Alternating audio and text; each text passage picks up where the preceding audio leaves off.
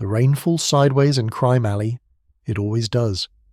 The wind howls through the narrow corridors between crumbling tenements, driving the water like needles into exposed skin, and on this particular night, a night that will echo through decades of Gotham's tortured history, a boy of 12 years old crouches beside the most dangerous car in the world, a tire iron gripped in his small, scarred hands. His name is Jason Todd. He is soaked to the bone, he is starving, and he is 3 bolts away from stealing the tires off the Batmobile. The first lug nut comes free with a screech of rusted metal, and Jason does not flinch.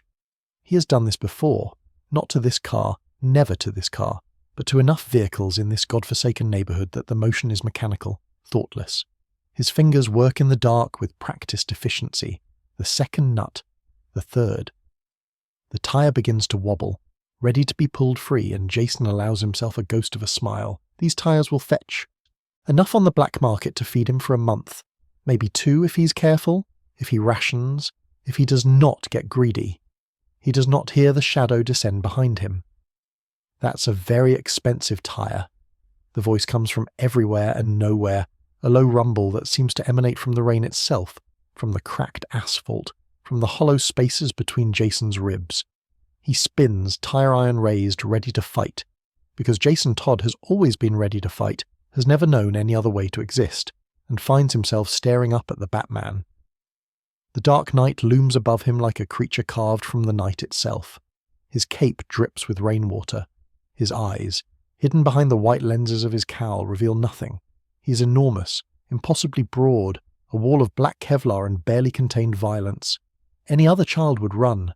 Any other child would scream. Any other child would drop to their knees and beg for mercy.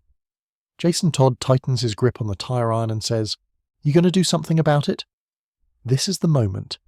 This is the hinge upon which an entire life will swing, the fulcrum that separates one future from infinite others.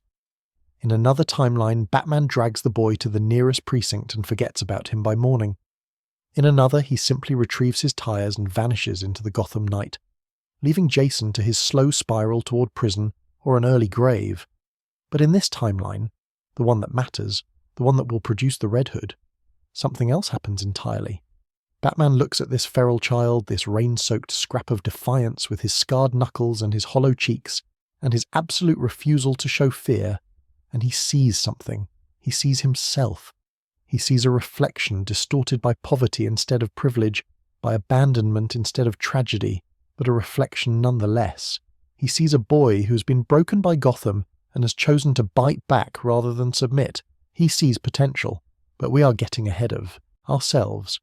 To understand who Jason Todd becomes, we must first understand who Jason Todd was, and that story begins not on this rain-slicked street, but years earlier, in the same godforsaken neighborhood, in an apartment that smelled of stale cigarettes and broken promises. Crime Alley is not a place, it is a condition. It is the rotting heart of Gotham's East End, a labyrinth of condemned buildings and open-air drug markets and shadows that move when they should not. The streetlights here flicker and die without anyone bothering to replace them. The police cruise through occasionally, windows up, doors locked, never stopping unless they absolutely must. The residents, those who remain, those who cannot afford to flee, learn early that survival requires a particular kind of ruthlessness. You take what you can. You trust no one. You understand in your bones that help is not coming. This is where Willis Todd brought his family. This is where he condemned them. Willis was a small-time criminal, a thug with delusions of competence, the kind of man who believed he was always one job away from the big score that would change everything. He ran errands for the Gotham mob. He fenced stolen goods. He broke legs for loan sharks when they needed someone disposable. He was never important enough to matter and never smart enough to realize it. His wife Catherine, the woman Jason believed to be his biological mother for most of his childhood, loved Willis once, perhaps, in the way that desperate people love those who promise rescue. By the time Jason was old enough to form memories, that love had curdled into something unrecognizable. Willis disappeared for weeks at a time, months occasionally. He would return smelling of cheap alcohol and cheaper perfume, would shout at Catherine until his voice gave out, would occasionally remember that he had a son and attempt something resembling fatherhood before vanishing again. Jason learned early not to expect anything from the man. He learned to stay quiet when Willis was drunk, to hide when the shouting started, to make himself small and invisible in the way that children of violent homes always learn to do. And then, one day, Willis simply did not come back. Jason was 8 years old when word filtered through the neighborhood. Willis Todd had finally graduated from petty crime to something more serious, had gotten involved with the wrong people, had ended up on the wrong side of a very bad man. The official story was prison. The truth, which Jason would not learn until years later, was darker. Willis Todd died at the hands of Two-Face, executed for reasons that never quite mattered, disposed of like the insignificant thing he had always been. His body was never found, his absence was barely noticed. Catherine Todd received the news and retreated into herself. The drugs had always been there. Prescription painkillers at first, then something stronger, then whatever she could afford, but after Willis vanished, she stopped pretending to fight them. Jason would come home from school to find her unconscious on the couch, needle still in her arm, breath so shallow that he would have to press his ear to her chest to confirm she was still alive. He learned to cook for himself. He learned to forge her signature on school documents. He learned to navigate the welfare system, to lie to social workers, to present a facade of normalcy that would keep the authorities from asking too many questions. He was 9 years old. He was already raising himself.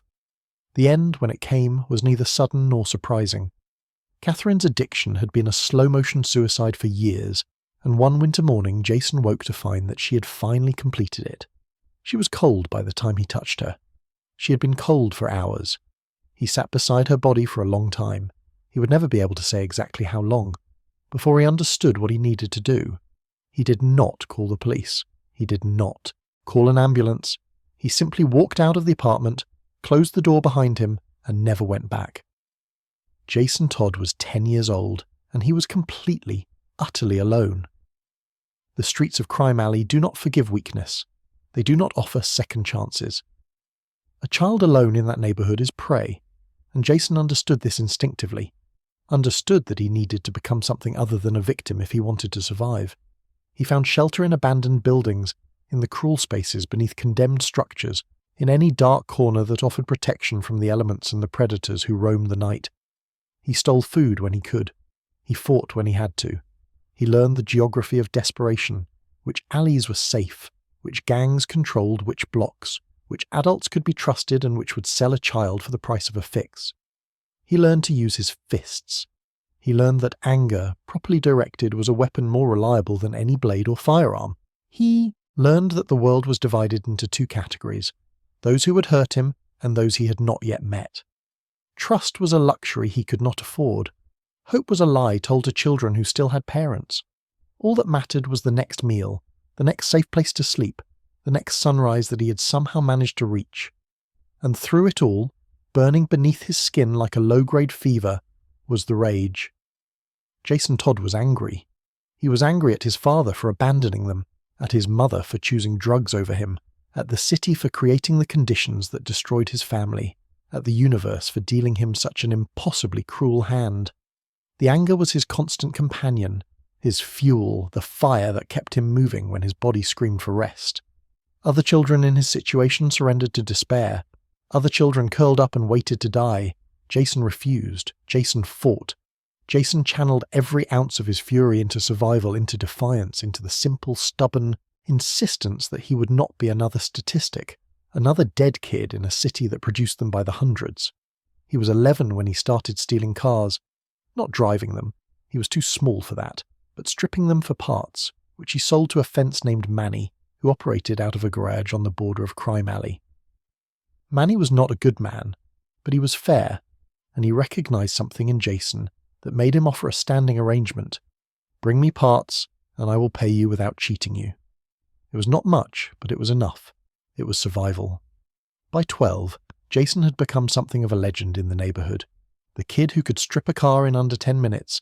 The kid who had evaded the police more times than anyone could count. The kid who had once broken a grown man's nose for trying to drag him into a van. He was feral, fearless, and utterly ungovernable. A creature of the streets who answered to no one and expected nothing from anyone.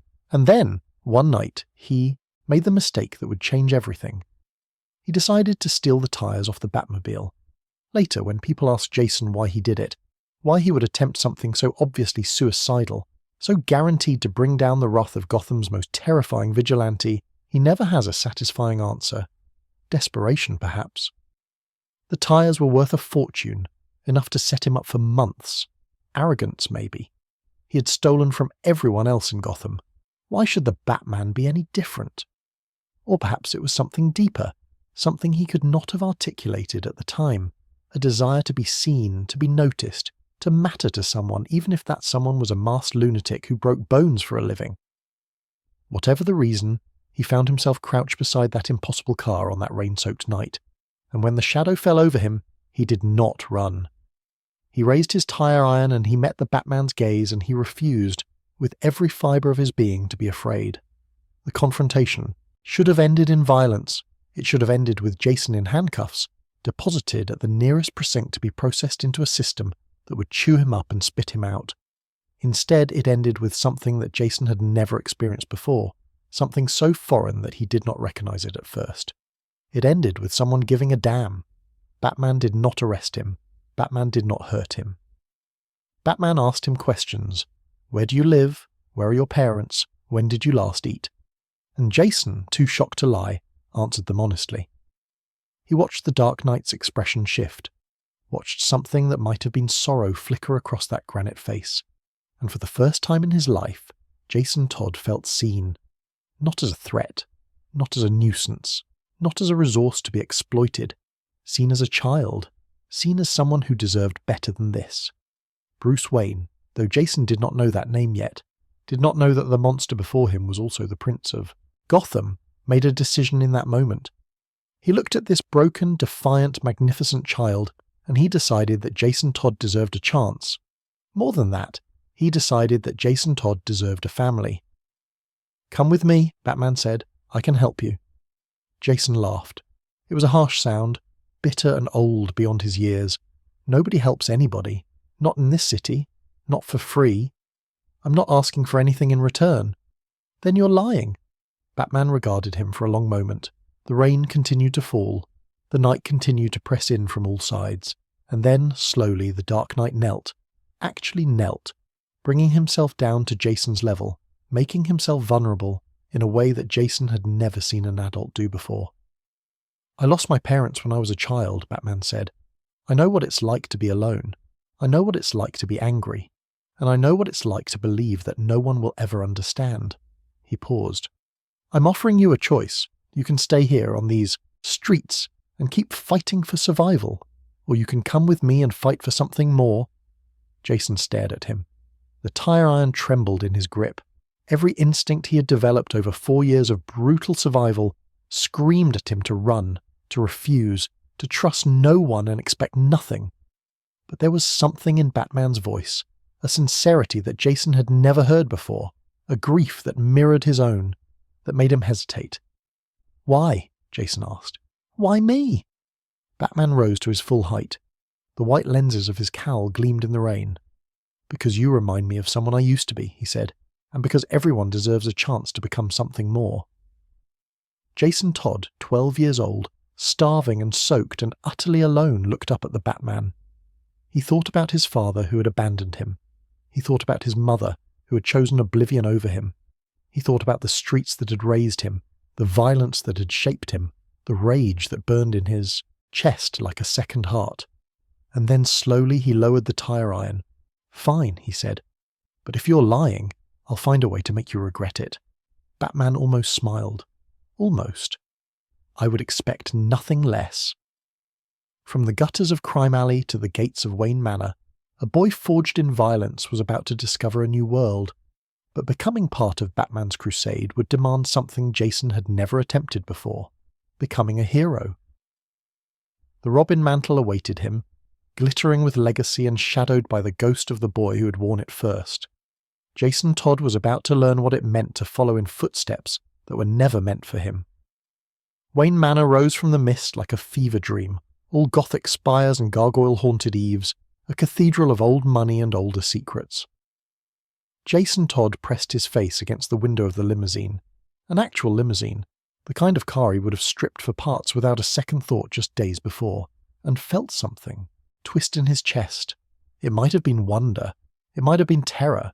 It might have been the dawning realization that his life had just veered into territory so foreign that none of his hard-won survival instincts would apply.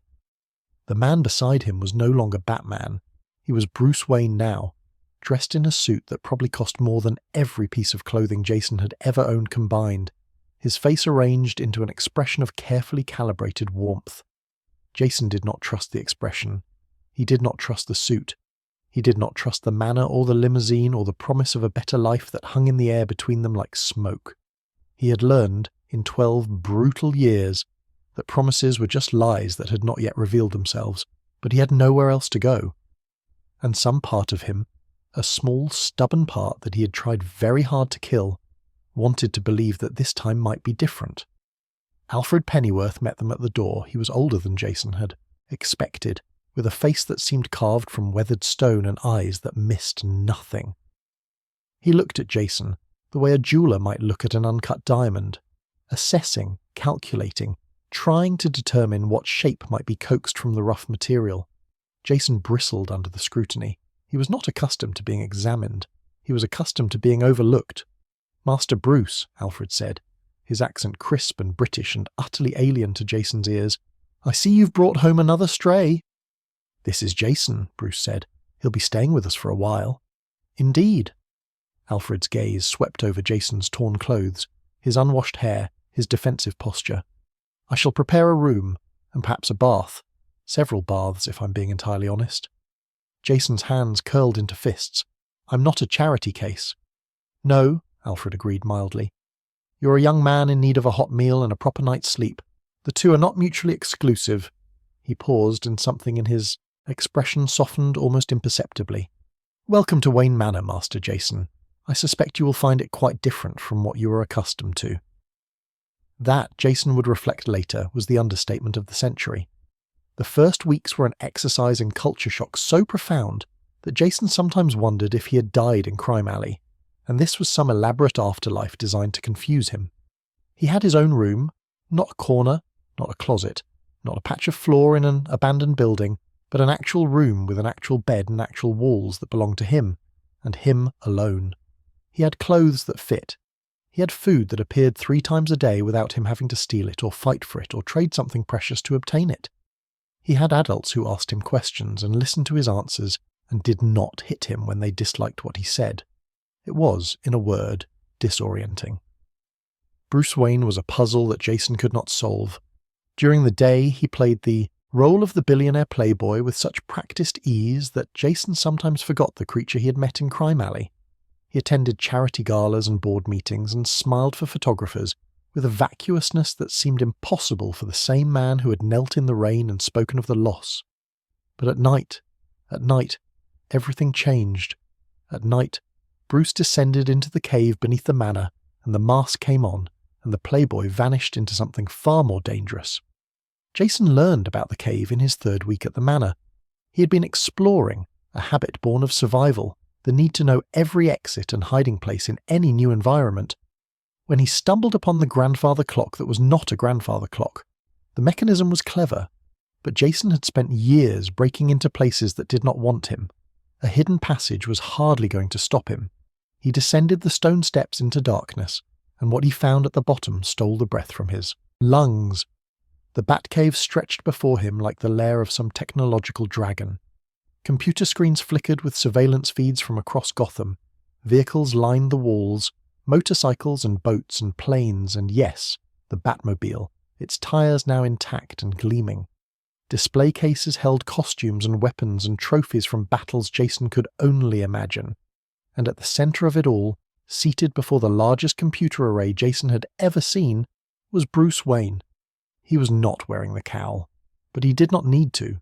The way he held himself, the way his eyes moved across the screens with predatory focus, the way his very presence seemed to warp the air around him, there was no mistaking what he was. Jason had stumbled into the heart of Batman's operation, and there was no going back. Bruce turned. His expression was unreadable. "I wondered how long it would take you to find this place," he said.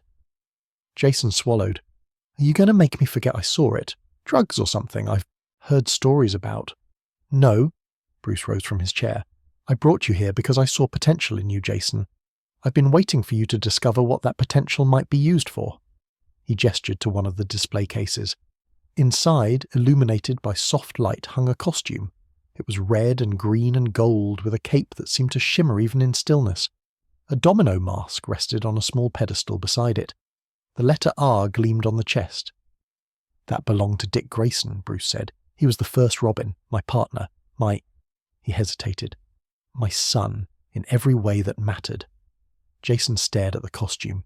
He had heard of Robin, of course. Everyone in Gotham had heard of Robin. The Boy Wonder, they called him.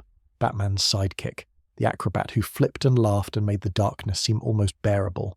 Jason had always assumed Robin was a myth, a story criminals told to make Batman seem less terrifying.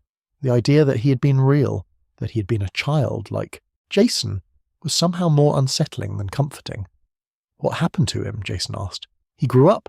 He became his own man. He's Nightwing now, operating in Bloodhaven." Bruce's voice carried something complicated. Pride and grief and loss all tangled together. "The Robin mantle has been empty for some time. I've been waiting for the right person to fill it." Jason's heart stuttered. "You're not saying—" "I'm saying that I see something in you, Jason. The same fire I saw in Dick. The same refusal to surrender to the darkness." Bruce stepped closer. "Gotham took everything from you. I'm offering you a chance to take something back, to become something more than a victim, to fight." The word hung in the air between them. Fight. It was the only thing Jason had ever truly known how to do. But this was different. This was not fighting for survival, for scraps, for the next sunrise. This was fighting for something larger. This was fighting for a city that had never given him anything but pain. "Why me?" Jason asked. It was the same question he had posed in Crime Alley, and it demanded the same answer. "There have to be better options. Kids who aren't—" he gestured vaguely at himself. "Broken." Bruce's expression shifted. For a moment the mask slipped, and Jason saw something raw beneath it. Something that looked almost like recognition. "Because broken things can be reforged," Bruce said quietly. "And sometimes the strongest steel comes from the hottest fire." Training began the next day. It was, without exaggeration, the most grueling experience of Jason's life, and Jason's life had included sleeping in dumpsters and fighting grown men for half a sandwich. Bruce was relentless. He demanded perfection in everything: combat, stealth, detective work, forensics, technology, psychology. He pushed Jason to the breaking point and then pushed further, testing limits that Jason had not known existed. The physical conditioning alone would have destroyed a lesser child. Hours of martial arts drilling, endless repetitions of strikes and blocks and throws until Jason's muscles screamed for mercy. Gymnastics training that left him bruised and battered, his body contorting into positions it had never been designed to hold. Weapons training with batarangs and grappling hooks, and a dozen other tools of the vigilante trade.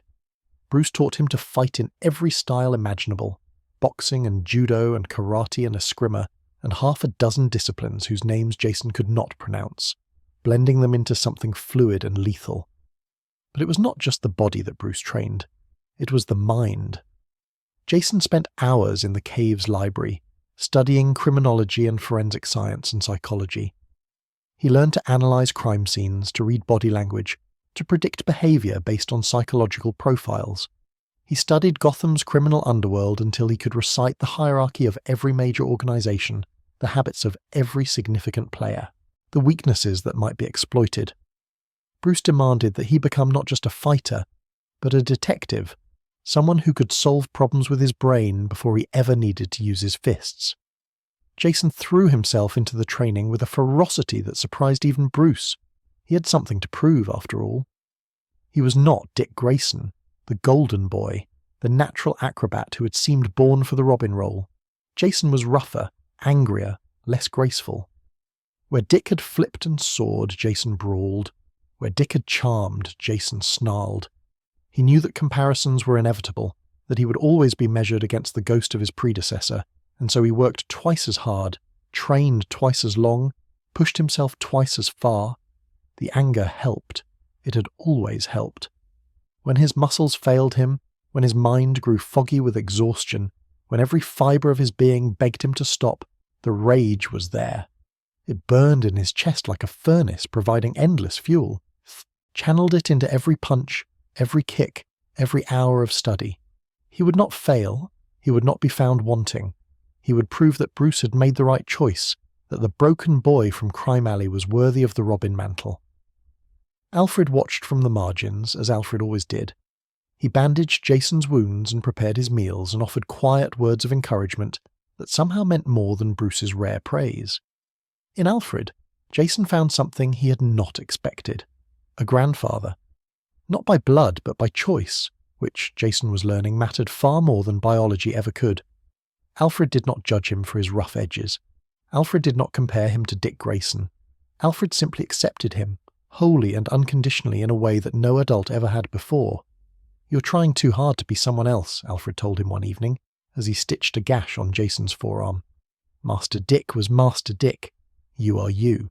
The sooner you accept that, the sooner you will find your own path." Jason stared at the needle moving through his skin.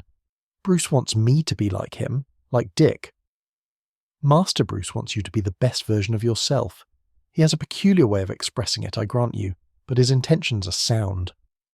Alfred tied off the suture with practiced efficiency. "You have gifts that Master Dick never possessed. You have survived things that would have broken most adults. That is not weakness, Master Jason. That is strength of a kind that cannot be taught." The words lodged somewhere deep in Jason's chest and refused to leave. The first time Jason wore the Robin costume, he stood in front of the cave's mirror for nearly an hour. The red and green and gold seemed impossibly bright against his skin. The domino mask transformed his face into something unrecognizable. Not the street kid anymore, not the orphan, but something new, something powerful.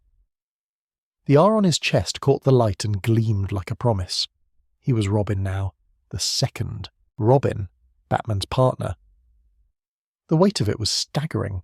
His early missions were simple: observation, reconnaissance, the kind of low-risk operations that allowed Bruce to evaluate his readiness without putting him in serious danger. Jason chafed against the restrictions, eager to prove himself, but Bruce was immovable. "Patience," he said, again and again, until Jason wanted to scream. "You're not ready for the real thing. Not yet." But eventually the training wheels came off.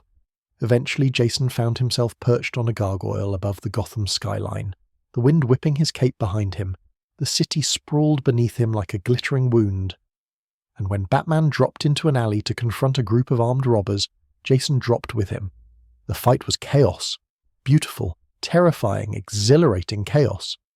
Jason moved on instinct, all those hours of training crystallizing into something fluid and deadly. He disarmed one robber with a spinning kick, dropped another with a precise strike to the solar plexus, used a third as a springboard to launch himself at the fourth. He was not graceful like Dick Grayson. He was not elegant, but he was effective. Brutally, undeniably effective. When it was over, when the robbers lay groaning on the rain-slicked pavement, Batman looked at him with something that might have been approval. "Good work," he said. 2 words, that was all. But Jason felt them like a physical blow, like the first warmth of spring after an endless winter. Good work. Bruce Wayne, Batman, had looked at him and found him worthy.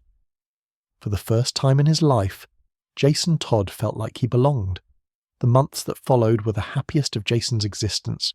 He had purpose now. He had family. He had a mission that gave meaning to all the pain he had endured. By day, he attended school and tried to pretend he was a normal teenager.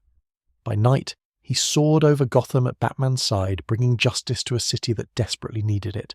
He fought, alongside the Dark Knight, against the Penguin and the Riddler, and a dozen other rogues whose names he had once heard only in whispered rumours. He saved lives. He made a difference, but the anger never left. It simmered beneath the surface, always present, always waiting. And sometimes, more often than Bruce would have liked, it boiled over. The Felipe Garzonas incident was the first real warning sign. Garzonas was a diplomat's son, protected by immunity, untouchable by conventional law. He had assaulted a young woman named Gloria, and when she tried to seek justice, he had laughed in her face. The system had failed her.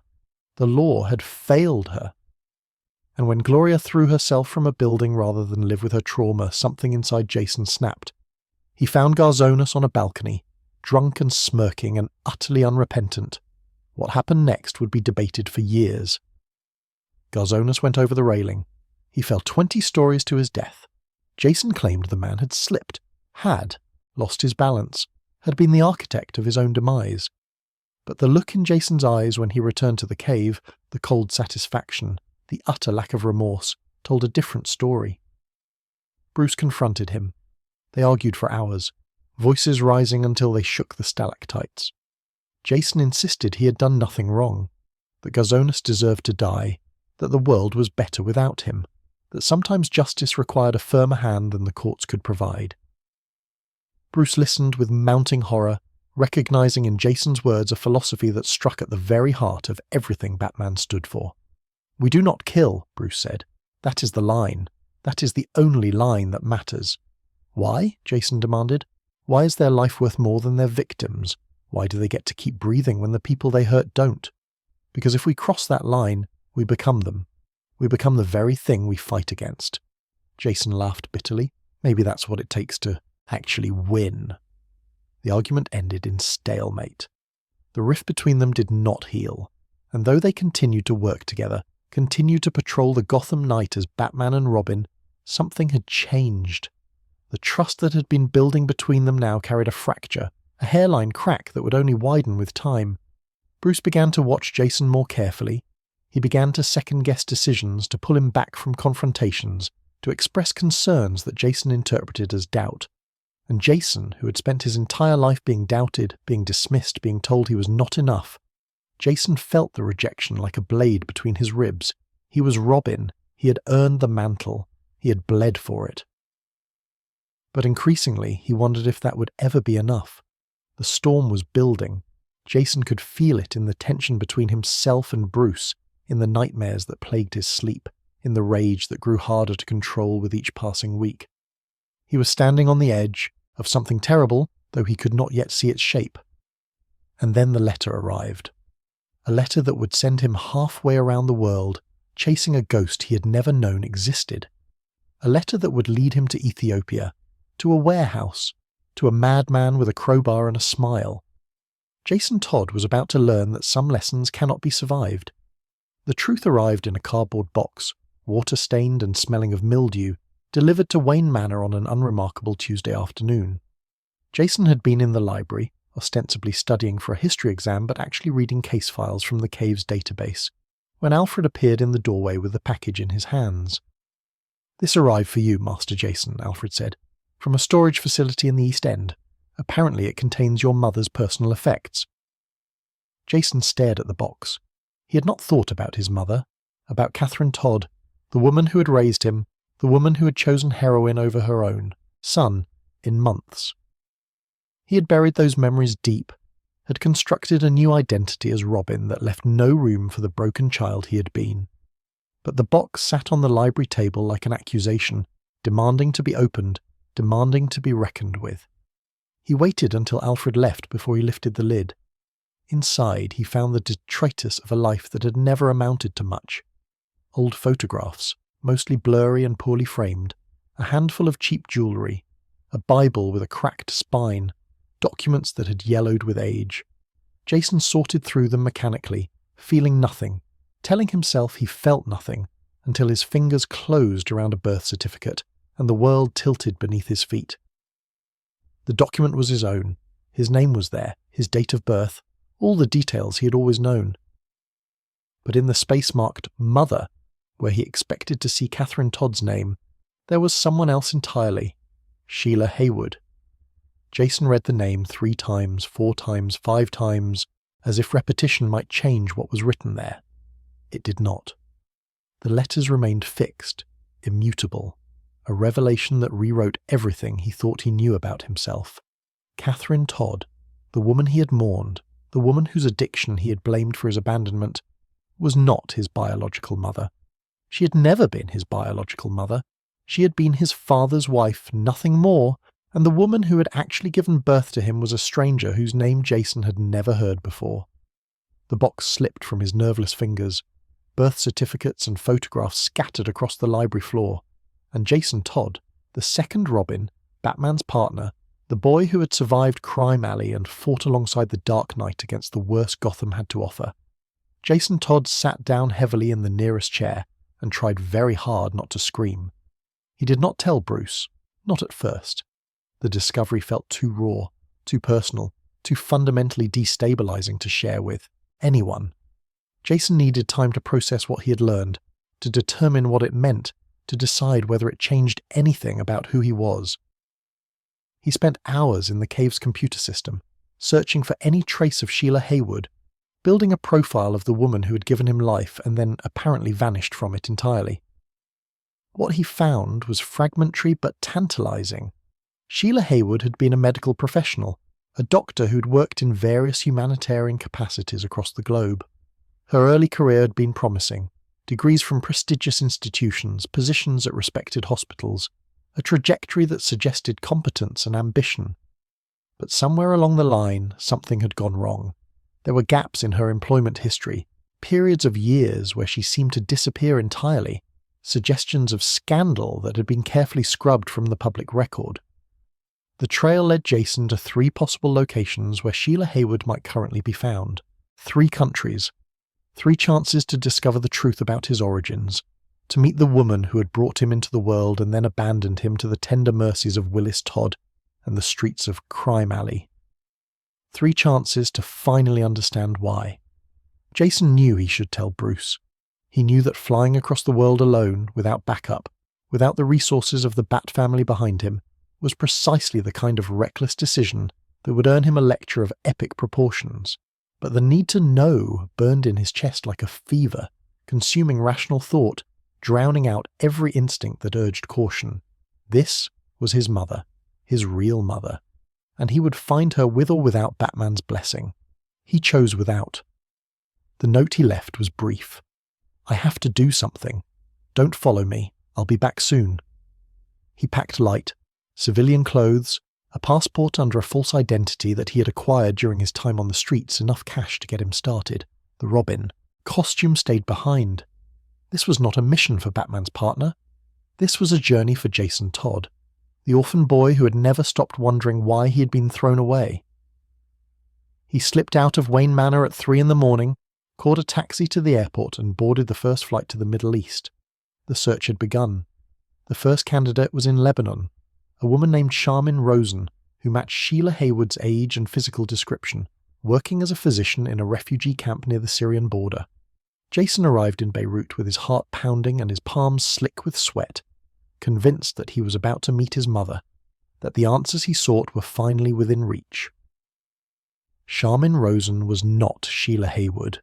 She was kind, though, and curious about the American teenager who had appeared at her clinic asking strange questions. She invited him to share tea, listened patiently as he stumbled through a cover story about researching international medical work for a school project, and offered what information she could about other doctors working in the region. Jason thanked her, returned to his hotel room, and spent the night staring at the ceiling, trying to convince himself that this setback was temporary. 1 down, 2 to go. The second candidate was in Israel, a woman named Rebecca Stein, who had trained at the same medical school as Sheila Haywood, who had a similar background in humanitarian work, who seemed on paper to be a perfect match. Jason flew to Tel Aviv, made his way to Jerusalem and tracked Rebecca Stein to a hospital in the Old City. Rebecca Stein was not Sheila Haywood either, but she recognized the name when Jason mentioned it. Her face changed, closed off, guarded, the expression of someone who knew something they did not want to share. Jason pressed her, gently at first and then with increasing desperation, until Rebecca finally relented. Sheila Haywood was involved in something, she said, years ago, something that ended her career in the United States.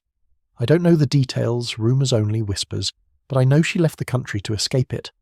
Last I heard, she was working somewhere in Africa, Ethiopia maybe, with one of the international aid organisations. Ethiopia.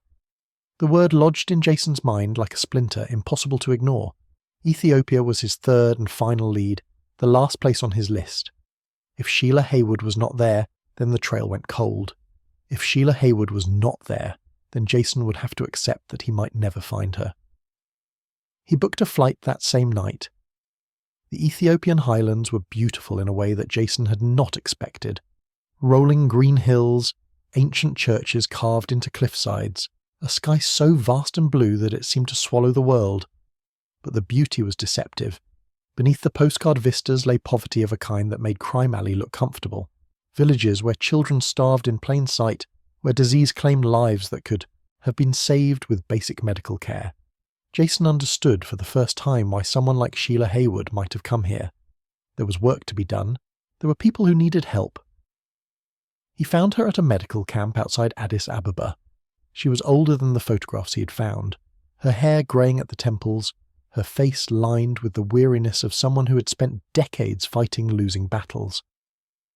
But when she turned to face him, when their eyes met across the dusty compound, Jason knew with absolute certainty that this was her. This was his mother. "Can I help you?" Sheila asked. Her voice was professional, detached, the tone of a doctor addressing a patient. She did not recognize him. Of course she did not recognize him. She had given him away as an infant, had never seen the child grow into the teenager who now stood before her. Jason opened his mouth to speak and found that no words would come. He had imagined this moment 1,000 times during the long flights and longer nights, had rehearsed what he would say, how he would introduce himself, what questions he would ask. But now that the moment had arrived, all of his careful preparations evaporated like morning mist. "My name is Jason," he managed finally. "Jason Todd. I think you're my mother." Sheila Haywood's face went pale. The clipboard she had been holding slipped from her fingers and clattered to the ground. For a long moment she simply stared at him, her expression cycling through shock and recognition, and something that looked almost like fear. "Oh God," she whispered. "Jason, you're Willis's boy. You're alive." The conversation that followed was everything Jason had hoped for and nothing he had expected. Sheila confirmed what the birth certificate had suggested. She was his biological mother, had been involved with Willis Todd briefly and disastrously in her younger years, had become pregnant and chosen to give the child up rather than raise him in the chaos of Willis's criminal lifestyle. She had told herself it was for the best. She had told herself that the baby would have a better life with someone else. She had told herself a lot of things, and she had spent the decades since trying to believe them. "I'm sorry," Sheila said, and the words seemed to cost her something. "I'm so sorry. I thought Catherine would take care of you. I thought you would be safe." Jason wanted to tell her about Catherine's addiction, about his father's abandonment, about the years on the streets and the violence and the hunger. He wanted to rage at her for making assumptions, for washing her hands of him, for choosing her career over her own child. But looking at her face, the guilt written there, the genuine anguish, he found that the anger would not come. She had made a terrible decision, yes, but she was still his mother. She was still the only biological connection he had left in the world. "I survived," Jason said simply. "I found someone who took me in, someone who gave me a purpose." He did not mention Batman. He did not mention Robin. Some secrets were not his to share. Sheila reached out and took his hand. Her fingers were calloused from years of medical work, her grip surprisingly strong. "I want to make this right," she said. "I want to know you, Jason. I want to be part of your life if you'll let me."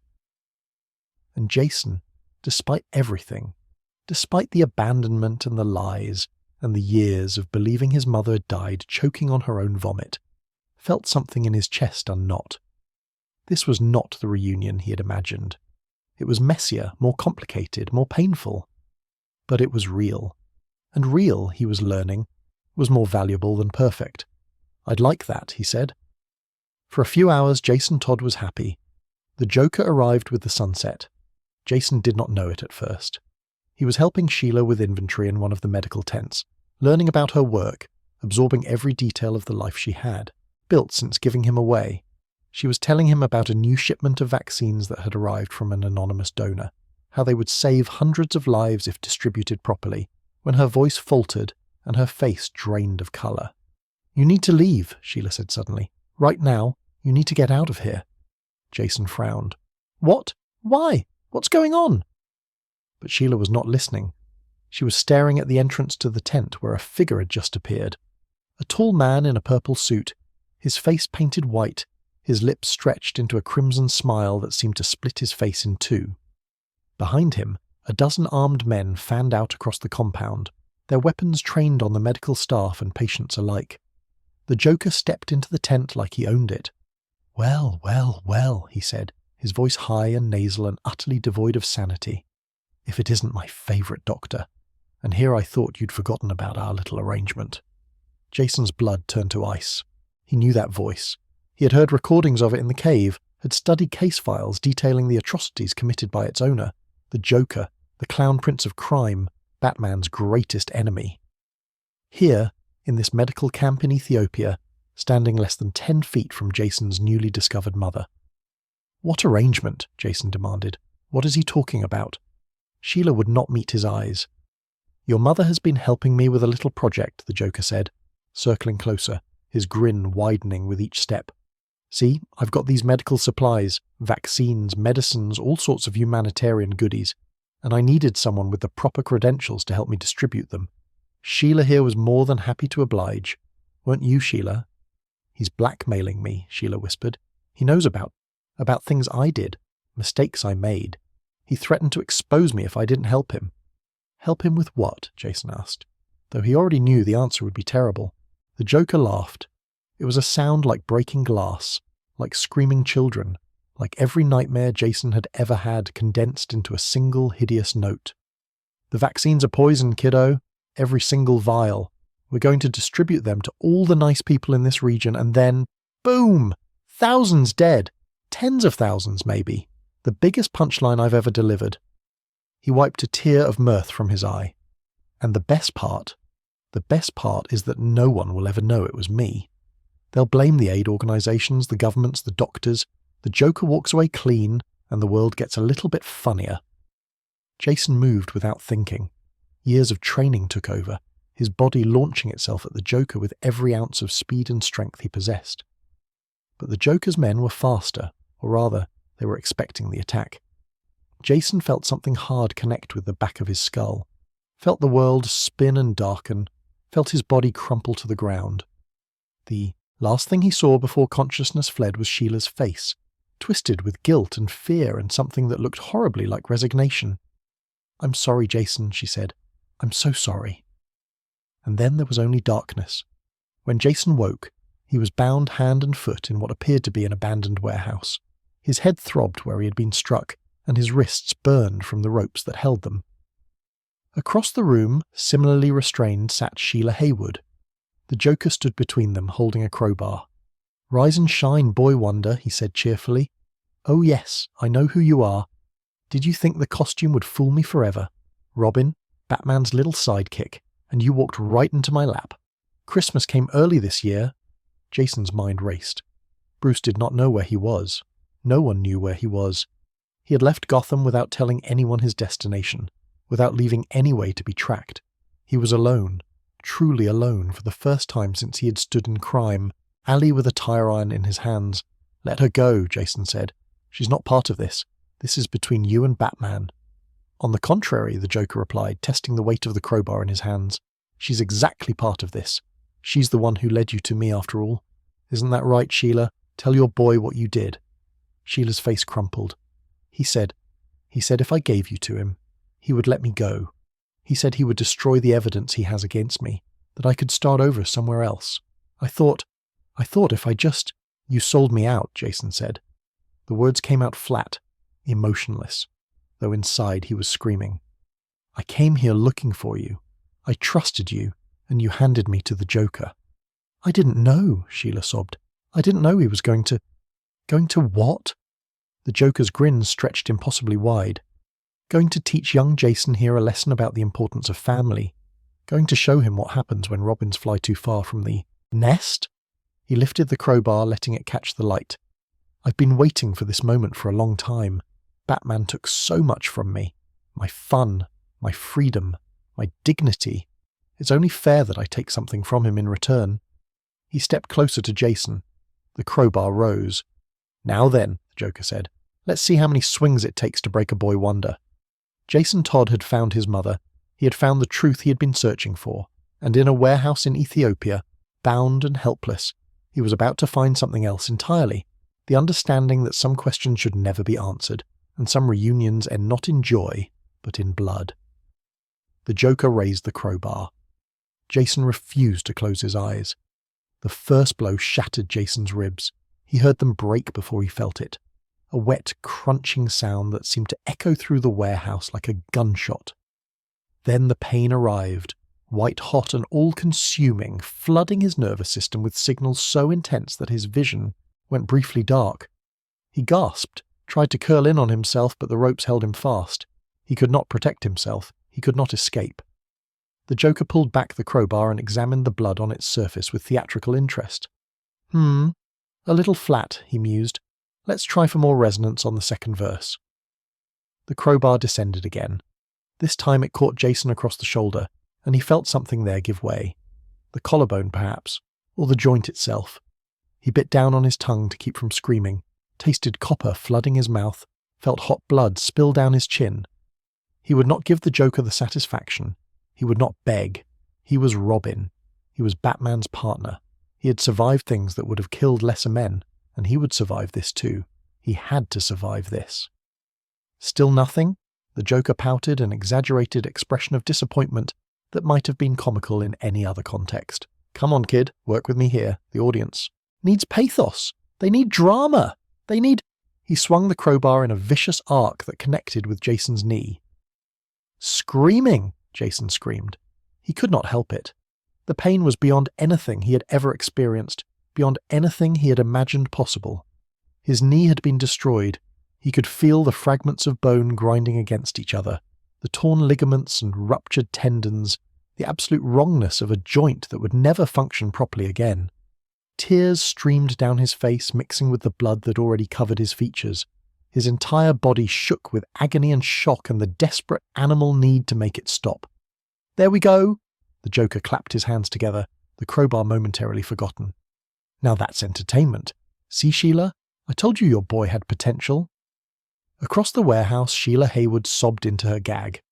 She'd been forced to watch from the moment the beating began, her eyes wide with horror, her body straining uselessly against her bonds. Jason could see her trying to look away, trying to close her eyes, but the Joker's men held her head in place, ensuring she witnessed every moment of her son's destruction. This was part of the punishment. This was part of the joke. You know what I love about Robins? The Joker asked conversationally, circling Jason's battered form like a shark scenting blood. They're so full of hope, so certain that the bat will swoop in and save them at the last second. It's adorable, really, like watching a puppy trust its owner right up until the moment it gets put down. He crouched beside Jason, bringing his painted face close enough that Jason could smell the grease paint and the madness beneath it. He's not coming, you know, the Joker whispered. Your daddy, your mentor, your precious dark knight. He doesn't know where you are. He doesn't know you're in trouble. By the time he figures it out, by the time he follows the breadcrumbs to this lovely little warehouse, you'll be nothing but a stain on the concrete. The grin widened. And that's the funniest part. The great Batman, the world's greatest detective, and he couldn't even save his own son. Jason spat blood in the Joker's face. It was not much of a rebellion. It was not going to change anything. But the look of surprise on the Joker's features, the momentary flicker of genuine shock before the mask of insanity reasserted itself, was worth every ounce of pain Jason had endured. Still fighting, the Joker said, wiping Jason's blood from his cheek with an exaggerated gesture of distaste. I have to admit I'm impressed. The last Robin, the first one, the acrobat, he would have been crying for mercy by now. But you've got fire, you've got grit, you've got... The crowbar came down on Jason's back. Absolutely no idea when to quit. The beating continued for what felt like hours. It may have been minutes. Time had lost all meaning for Jason, had dissolved into a haze of pain and blood, and the ceaseless rhythm of metal striking flesh. The Joker worked methodically, almost artistically, avoiding the wounds that would kill too quickly, while maximizing the agony of each blow. He broke Jason's fingers one by one. He shattered his other knee.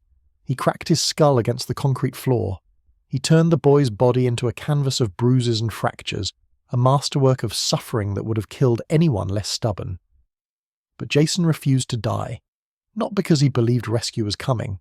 He had abandoned that hope somewhere around the 20th blow, when the Joker had casually mentioned the bomb he had planted elsewhere in the warehouse. Bruce was not coming. No one was coming.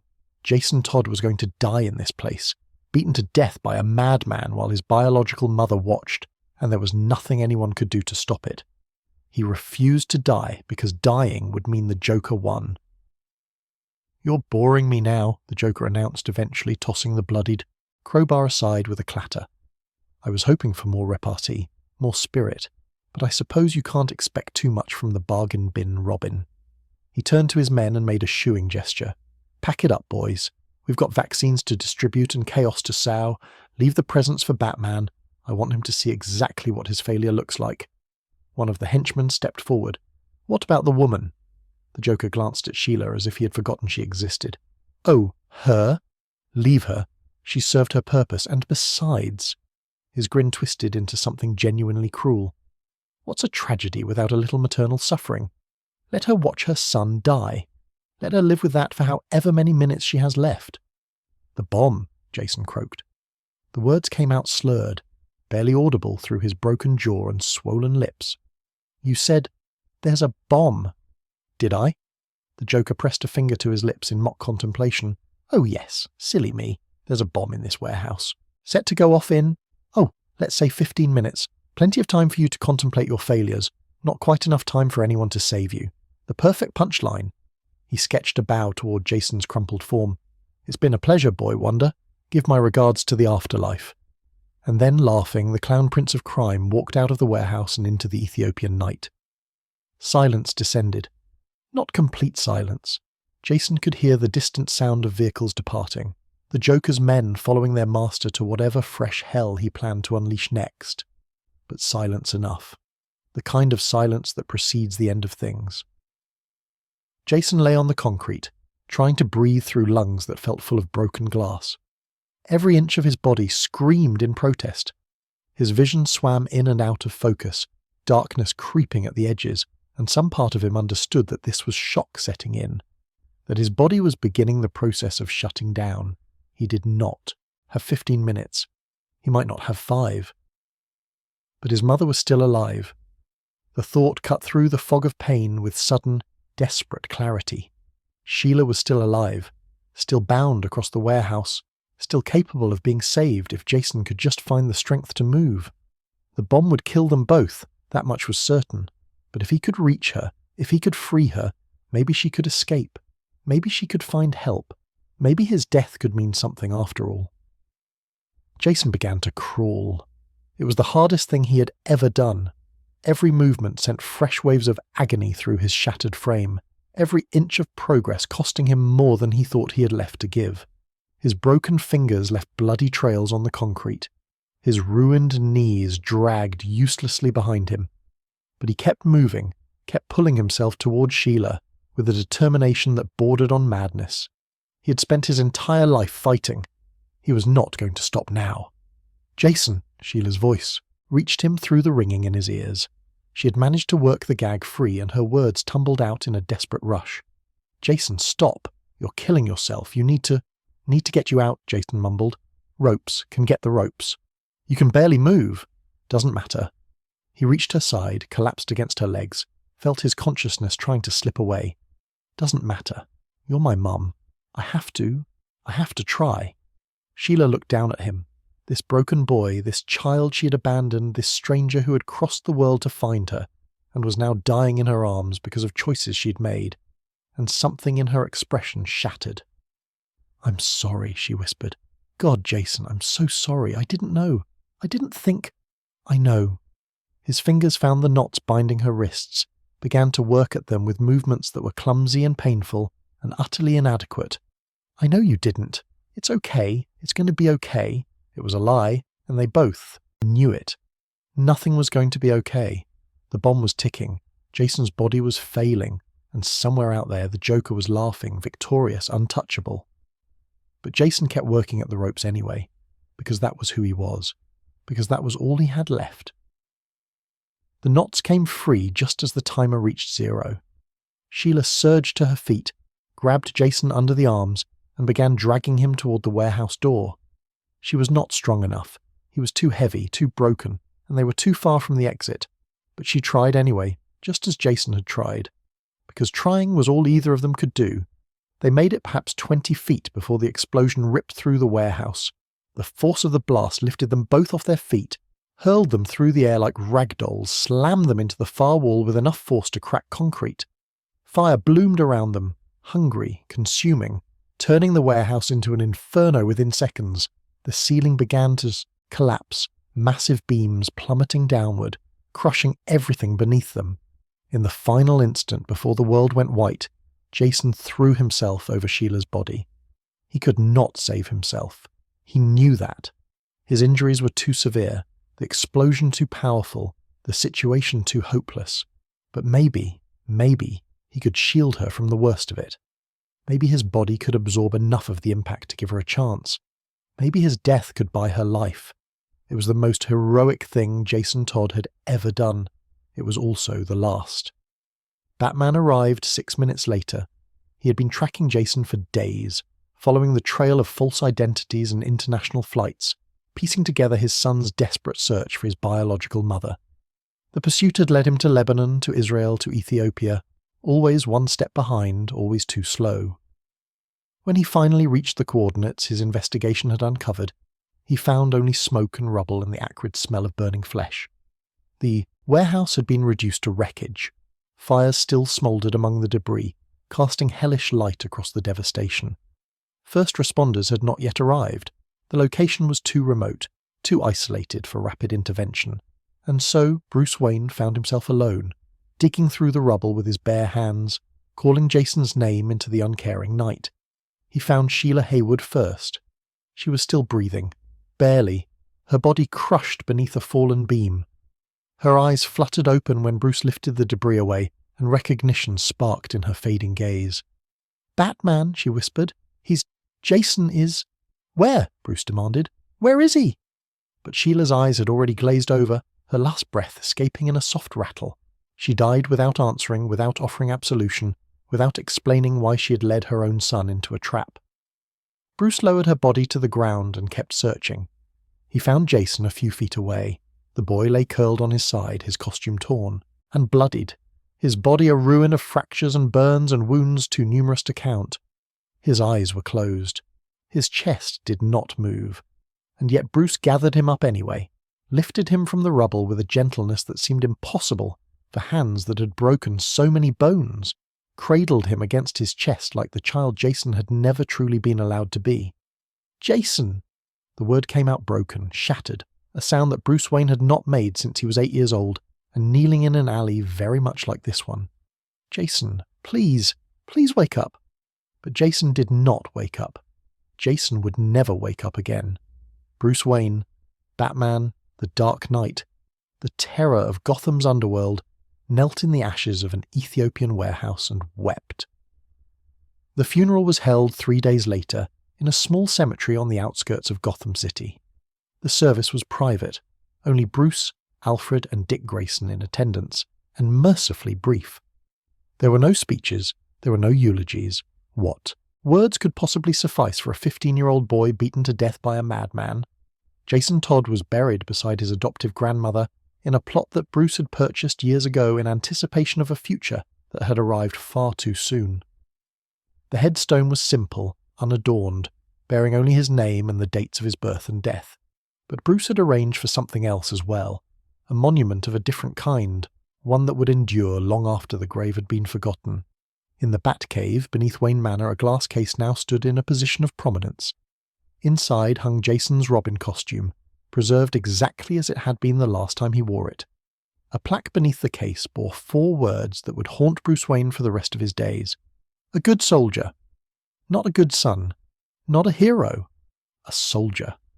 As if Jason had been nothing more than a weapon, a tool to be deployed in Batman's endless war. As if his value had been measured only in his usefulness to the mission. It was perhaps the cruelest epitaph Bruce could have chosen. And he chose it anyway, because some part of him believed it was true. Some part of him believed that he had failed Jason not as a father, but as a commander. That he had sent an inadequately trained soldier into a battle he could not win, and that the consequences of that decision would forever be on his hands. Alfred said nothing about the plaque. Dick Grayson said nothing either, though his silence carried a weight of accusation that Bruce felt in his bones. They had both warned him, in their own ways, that Jason was not ready. They had both seen the anger in the boy, the volatility, the desperate need for validation that made him reckless. And Bruce had ignored them, had pushed forward anyway, had given Jason the Robin mantle because he wanted a partner, needed a partner, could not face the Gotham night alone. Jason Todd had paid the price for Bruce Wayne's loneliness, and the Joker, the architect of all this suffering, the monster who had beaten a child to death with a crowbar, walked free. Diplomatic immunity of all obscenities. The Joker had somehow acquired credentials as an Iranian ambassador, had wrapped himself in international law like a cloak of invincibility. Bruce could not touch him. The law could not touch him. Jason's murderer would never face justice, would never answer for what he had done, would continue to laugh and kill and spread chaos across the world. Bruce told himself that he could not cross the line. He told himself that killing the Joker would make him no different from the criminals he fought. He told himself that Jason would not want him to become a murderer, but late at night, alone in the cave, staring at the glass case and the costume within, Bruce Wayne wondered if those justifications were anything more than cowardice. He wondered if his code was worth more than his son's life. He wondered if Jason Todd had died believing that Batman's principles mattered more than he did. He would never know the answer. Jason had taken that truth with him to the grave. The world moved on, as the world always does. New villains rose to threaten Gotham. New crises demanded Batman's attention. Tim Drake eventually arrived to claim the Robin mantle, and Bruce allowed it because he needed the help, needed someone to pull him back from the abyss he had been spiraling towards since Jason's death. Life continued. But in the quiet moments, in the spaces between battles, in the darkness before dawn, Bruce Wayne remembered. He remembered a feral child with a tire iron and a refusal to show fear. He remembered a boy who had tried so hard to be worthy of the Robin legacy.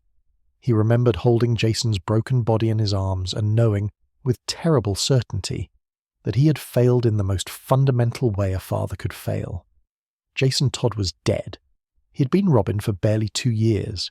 He had been alive for only 15, and somewhere, in a corner of hell reserved for the particularly cruel, the Joker was still laughing. But death, in the DC universe, is rarely permanent. Graves do not always stay sealed, and the story of Jason Todd, the boy who was beaten, broken, and buried, was far from over. In the darkness beneath the Gotham soil, something was about to change. Reality itself was preparing to crack. And Jason Todd, the second Robin, the fallen soldier, the murdered son, was about to discover that some endings are only beginnings in disguise. 6 feet beneath the manicured grass of Gotham Cemetery, in a mahogany coffin that cost more than most families earn in a year, Jason Todd's corpse lay in perfect stillness. The embalming had been thorough, the preservation meticulous. His wounds had been cleaned and concealed, his broken bones set as best they could be, his ruined features reconstructed by morticians who specialized in making the dead presentable for grieving families. He looked almost peaceful now, a cruel joke given that peace had never been part of Jason Todd's vocabulary. Above him, the world continued its relentless spin. Seasons changed, villains rose and fell. A new Robin took flight over Gotham's spires. Bruce Wayne grew harder, colder, more ruthless in his crusade.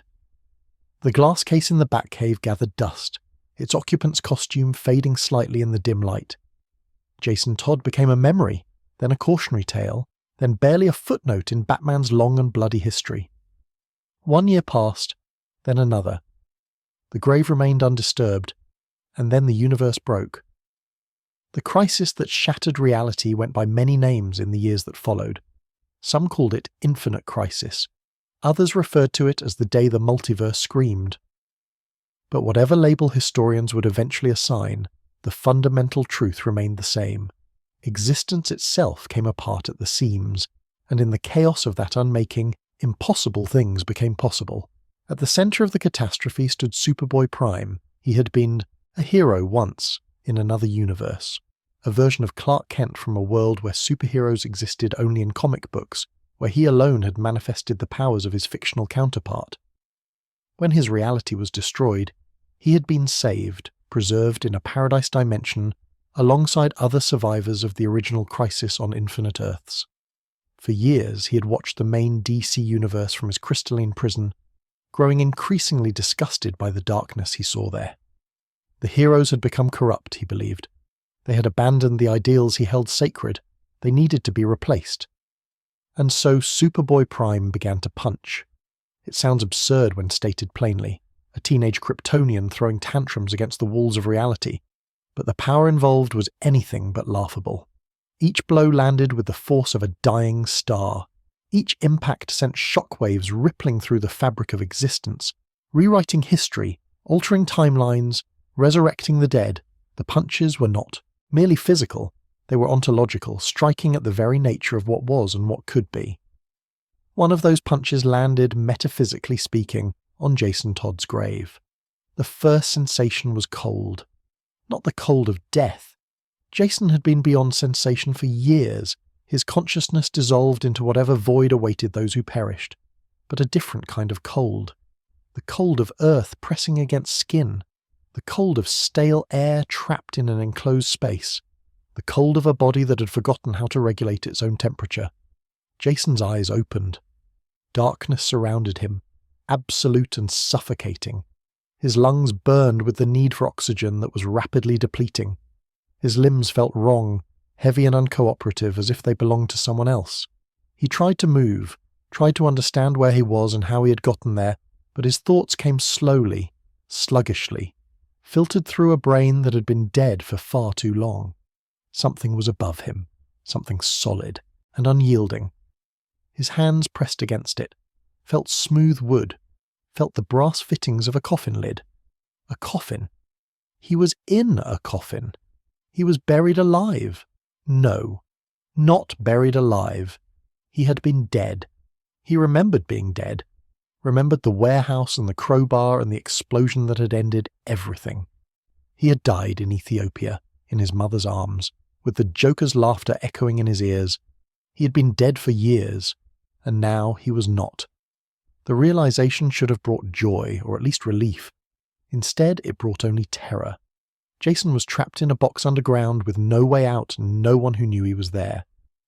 His resurrection meant nothing if he simply died again, suffocating in the darkness while the world above remained oblivious. He began to claw at the coffin lid. His fingernails tore, his knuckles split. Blood, his blood, impossibly warm and impossibly real, slicked the wood as he scraped and scratched and hammered against the barrier separating him from survival. The lid did not budge. Of course it did not budge. It was designed to keep the dead contained, to resist the pressure of 6 feet of earth, to remain sealed for eternity. But Jason Todd had never known when to quit. He punched until his hands were masses of torn flesh and exposed bone. He kicked until his feet went numb. He screamed until his throat bled, wordless howls of rage and desperation that no one would ever hear. And finally, the wood began to splinter. The first handful of dirt fell through the crack and into his mouth. The ascent through the grave was a nightmare that would haunt Jason for the rest of his life. Each inch required Herculean effort, his broken body forcing itself upward through packed earth that seemed determined to reclaim him. Dirt filled his eyes, his nose, his throat. He could not breathe. There was no air to breathe, and his vision began to tunnel, darkness creeping in from the edges as his oxygen-starved brain started to shut down. But still he climbed, hand over hand, inch by inch, dragging himself toward a surface he could not see but knew must be there. The alternative was unthinkable. The alternative was returning to the void, to the nothingness, to a death he had already escaped once. Jason Todd refused to die twice. Jason Todd refused to let the grave win. His hand broke through. Cool night air rushed over his fingers, and Jason sobbed with relief, or tried to, but his lungs were too full of dirt, his throat too raw from screaming.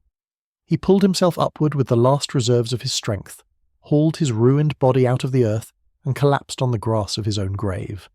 The headstone loomed above him, his name carved in stone, the dates of a life that should have ended. Jason Todd lay on his back, stared at the stars, and laughed until the laughter became coughing, until the coughing became choking, until consciousness finally, mercifully, fled. He woke in a hospital bed 3 days later, or so the nurses told him. Jason had no memory of being found, no memory of the ambulance ride or the emergency surgery, or the doctors who had worked through the night to save a boy who should not have been alive in the first place. His body was a roadmap of impossible injuries, the old wounds from the Joker's beating, never fully healed, overlaid with new trauma from his resurrection and escape. His brain had suffered damage from oxygen deprivation. His hands would require months of physical therapy. His psychological state was, in the words of the attending psychiatrist, profoundly concerning. But he was alive. Against all odds, against all reason, Jason Todd was alive. The hospital did not know who he was. He had emerged from an unmarked grave in a cemetery that contained thousands of identical plots, and in his current state, he could barely remember his own name, let alone provide identification. He was logged as a John Doe, a mystery patient, a curiosity that the overworked staff did not have time to investigate properly. When he healed enough to walk, he simply walked out. No one stopped him. No one cared. The next year was a blur of darkness and violence. Jason wandered Gotham's streets in a fugue state, his damaged brain unable to hold on to memories for more than a few hours at a time. He did not know who he was. He did not know how he had ended up homeless and half-feral in a city that seemed determined to destroy him. All he knew was rage, a constant burning fury that had no clear target, no clear origin, no clear purpose. He fought anyone who crossed his path. He stole what he needed to survive. He moved through the underworld like a ghost, leaving broken bodies and unanswered questions in his wake. Sometimes fragments of memory would surface, a cave filled with computers, a black cape and a pointed cowl, a man's voice saying, "You remind me of someone I used to be." But the fragments never coalesced into anything coherent, never provided the context that might have explained who Jason had been before the grave. He was a creature of pure instinct now, operating on survival imperatives that had been hardwired into him during his years on the streets. The boy who had been Robin was gone. Only the animal remained. He might have stayed that way forever, lost, forgotten, slowly dying in the gutters of a city that had never loved him, if not for Talia al Ghul. Talia had been watching Jason for months. The daughter of Ra's al Ghul, heir to the League of Assassins, one of the most dangerous women on Earth, Talia had resources that ordinary mortals could only dream of. Her network of spies and informants spread across every continent, tracking threats and opportunities with equal diligence. When reports began to filter in about a feral young man matching Jason Todd's description, haunting Gotham's streets, she had dispatched agents to investigate. What they found had shocked her. Jason Todd had been dead. Talia knew this with certainty. She had attended the funeral in disguise, had watched Bruce Wayne's stony face as the coffin was lowered into the ground. She had mourned, in her own way, the loss of a child who might have been her own if circumstances had been different. And now that child was alive again, wandering the city like a wounded animal, unrecognized and unclaimed. Bruce did not know. That fact alone was enough to make Talia's decision. She had loved Bruce Wayne once. Perhaps she still did, in the complicated way that Talia al Ghul loved anything. But her relationship with him had always been defined by conflict. His rigid morality versus her pragmatic ruthlessness, his refusal to cross certain lines versus her willingness to do whatever was necessary. She could not give Bruce what he wanted, could not become the woman he needed her to be. But perhaps she could give him something else. She could give him back his son. The extraction was surgical in its precision. Talia's agents located Jason in an abandoned warehouse on the outskirts of Gotham, surrounded by the bodies of gang members who had made the mistake of attacking him. They subdued him with tranquilizers, no easy task given his feral state and his combat instincts, and transported him to a League facility in the mountains of Nepal. When Jason woke, he found himself in a room of elegant simplicity, white walls, clean linens, the scent of incense drifting through the air. A woman sat beside his bed, beautiful in a cold and dangerous way, watching him with eyes that seemed to see everything. "Do you know who you are?" Talia asked. Jason stared at her. The fragments were stirring again, trying to arrange themselves into something meaningful. A warehouse, a crowbar, green and red and gold. "I was Robin," he said. The words came out hoarse, unfamiliar, as if his mouth had forgotten how to form them. I was Batman's partner." "Yes." Talia's expression softened almost imperceptibly. You were Jason Todd. You died 2 years ago, murdered by the Joker. And somehow, impossibly, you have returned. Jason's hands clenched in the bedsheets. The rage was rising again, hot and red and hungry. The Joker. I remember him. The crowbar. The bomb. He killed me. He did? And Batman? Jason's voice cracked. Where is Batman? Where is Bruce? Talia was silent for a long moment. When she spoke, her words were carefully chosen, weighted with implications that Jason would not fully understand until much later. Bruce Wayne does not know you are alive. I have chosen not to inform him, not yet. You're damaged, Jason. Your mind is fractured. Your body is weak. If Bruce were to see you now, in this state, it would destroy him. She paused. I can help you. I can heal you, restore what has been broken. But the process will not be gentle, and the choice must be yours. What process? Jason demanded. What are you talking about? Talia rose from her chair and moved to the window, gazing out at the snow-capped peaks beyond. Have you ever heard of the Lazarus Pit? The Lazarus Pit was legend made manifest, a pool of glowing green liquid hidden in a cavern beneath the League's fortress, its waters imbued with mystical properties that defied scientific explanation. Ra's al Ghul had used it for centuries to extend his life, emerging from each immersion younger and stronger than before. The pit could heal any wound, cure any disease, even restore the recently dead to full vitality. But there was a cost. There was always a cost. The pit's magic was not gentle. It did not simply repair, it transformed. Those who emerged from its waters often found themselves changed in ways that went beyond the physical. Madness was common. Rage was almost universal. The pit gave life, but it took something in return. A piece of sanity, a fragment of soul, some essential quality that made a person who they were. Talia explained all of this to Jason. She explained the risks, the potential, consequences, the possibility that he would emerge from the pit worse than he went in. She gave him the choice just as she had promised. Jason chose the pit without hesitation. He had already died once. He had already clawed his way out of his own grave. What was a little madness compared to the chance to be whole again? What was a little rage compared to the opportunity to return to Gotham, to confront the Joker, to demand answers from the man who had let his murderer live? They lowered him into the waters at midnight, beneath a full moon that seemed to pulse with eldritch light. The liquid was warm, warmer than blood, warmer than fever, and it enveloped him like a lover's embrace. For a moment, there was peace. For a moment, there was silence. And then the screaming began. Jason emerged from the Lazarus Pit with his memories intact, his body restored, and his mind on fire. The rage was unlike anything he had ever experienced. Not the hot, impulsive anger of his youth, but something colder and more calculating. He remembered everything now. The warehouse, the crowbar, the Joker's laughter, the explosion. He remembered Bruce Wayne, who had taken him in and made him Robin. He remembered the Joker, who had beaten him to death with a smile on his face. And he remembered one more thing, a fact that Talia confirmed with quiet solemnity. The Joker was still alive. Batman had never killed him. The monster who had murdered Jason Todd continued to walk free, continued to kill, continued to spread chaos and suffering across Gotham.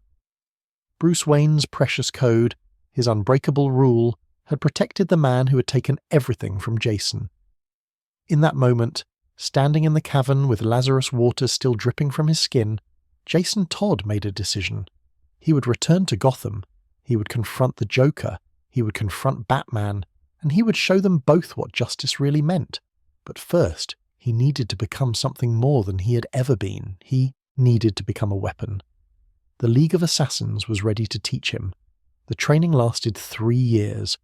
3 years of brutal conditioning in the mountains of Nepal, where the air was thin enough to make every breath a labour and every movement an act of will. 3 years under the tutelage of the League of Assassins, learning techniques that had been refined over centuries by the deadliest killers on Earth. 3 years of transforming himself from a broken boy into something far more dangerous, a weapon forged in rage and tempered by discipline, capable of destruction on a scale that would have terrified the Robin he had once been. Talia al Ghul oversaw his education personally. She brought in masters from across the globe, sword saints from Japan, silent killers from the Tibetan monasteries, explosives experts from the former Soviet military. Jason learned to fight with blades and firearms, with his hands and his mind, with poisons and garrots and weapons that had no names in any modern language. He learned to move through shadows without disturbing them, to kill without leaving evidence, to disappear so completely that even the League's own trackers could not find him. But more than techniques, Jason learned philosophy. The League of Assassins did not kill indiscriminately. Ra's al Ghul, for all his megalomania, operated according to a code, twisted, perhaps, but internally consistent. Certain lives had value. Certain deaths served a purpose. The key was understanding which was which, learning to calculate the worth of a human existence and determine whether its removal would benefit the greater whole. It was a mathematics of murder, cold and precise, and Jason absorbed it with the fervour of a convert. This was what Batman had never understood. This was what Bruce Wayne, with his absolute prohibition against killing, had refused to see. Some people needed to die. Some threats could not be contained by Arkham's revolving doors or the criminal justice. Systems comfortable fictions. The Joker needed to die. He had needed to die for years, and every life he took after Jason's murder was blood on Batman's hands. Blood that could have been prevented if Bruce had simply done what needed to be done. Jason would not make the same mistake. Jason would do what Batman could not. But first, he needed to understand what he was returning to. He needed intelligence, reconnaissance, a comprehensive picture of Gotham's criminal landscape and how it had changed during his absence. He needed to know his enemies, and, perhaps more importantly, he needed to know whether Bruce Wayne was still the man worth fighting for, or whether he had become something else entirely. He needed to go home. Gotham had not improved in Jason's absence.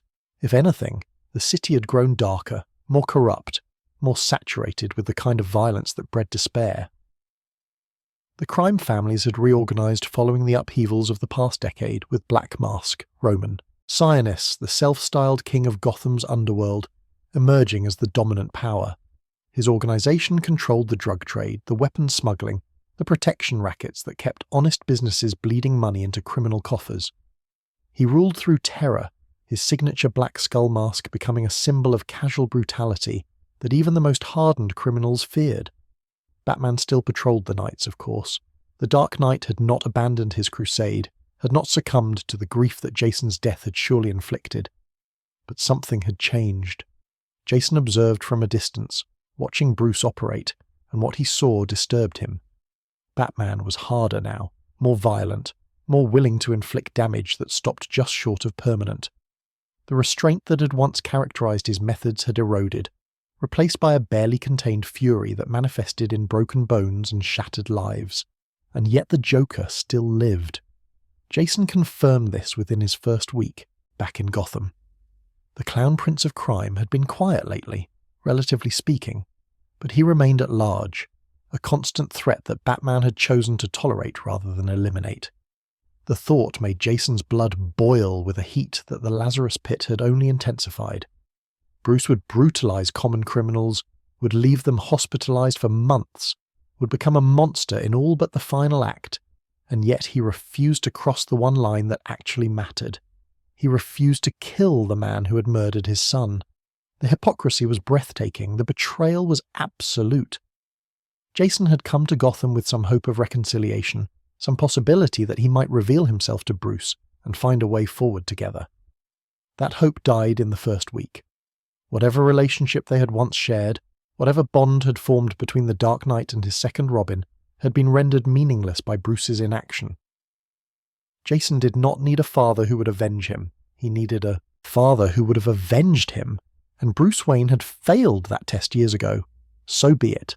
If Batman would not do what was necessary, then Jason would do it himself. But first, he would show Gotham what real crime fighting looked like. The Red Hood identity was a deliberate provocation. Decades earlier, before the bleached skin and the permanent grin, the Joker had operated under that name. He had been a small-time criminal then, a nobody wearing a red dome helmet to conceal his identity during heists. The fateful night at Ace Chemicals, the confrontation with Batman that had sent him tumbling into a vat of acid, had transformed him into the monster he eventually became. The Red Hood was the Joker's origin, his first mask, the identity he had abandoned when madness claimed him. Jason chose to reclaim it. The symbolism was unmistakable to anyone who knew the history. By taking the Red Hood name, Jason was declaring himself the Joker's opposite number, a mirror image who had emerged from death not twisted by chaos but hardened by purpose. He was also sending a message to Batman, though Bruce would not understand it until much later. You failed to kill the man who wore this hood. You failed to avenge the boy he murdered. Now watch as I become what you should have been. The helmet itself was a masterwork of engineering, designed to Jason's specifications during his time with the League. Red polymer over a reinforced frame, equipped with communication systems and tactical displays, completely concealing his features while projecting an image of menace that ordinary masks could not achieve. When Jason donned it for the first time, staring at his reflection in a cracked warehouse mirror, he felt something click into place. He was no longer Jason Todd, the murdered Robin. He was no longer the feral creature who had crawled from his own grave. He was the Red Hood, and Gotham was about to learn what that meant. His first move was against the drug trade. Jason had no illusions about eliminating narcotics from Gotham. Such a goal was absurd, the fever dream of politicians who had never walked the streets he'd grown up on. Drugs would always exist. Dealers would always find customers. The question was not whether the trade would continue, but who would control it and under what conditions. Under Black Mask, the drug trade was chaos. Product was cut with lethal additives to maximize profit. Dealers operated in school zones without consequence. Overdoses spiked while Sionis counted his money and laughed at the bodies. The system was designed to extract maximum wealth from maximum suffering, with no regard for the human cost. Jason intended to change the equation. He started by identifying the mid-level operators, the lieutenants, and distributors who formed the backbone of Black Mask's network. These were not the street corner dealers, the desperate addicts who sold to feed their own habits. These were businessmen, professionals who had chosen crime as a career path and who understood the language of profit and loss.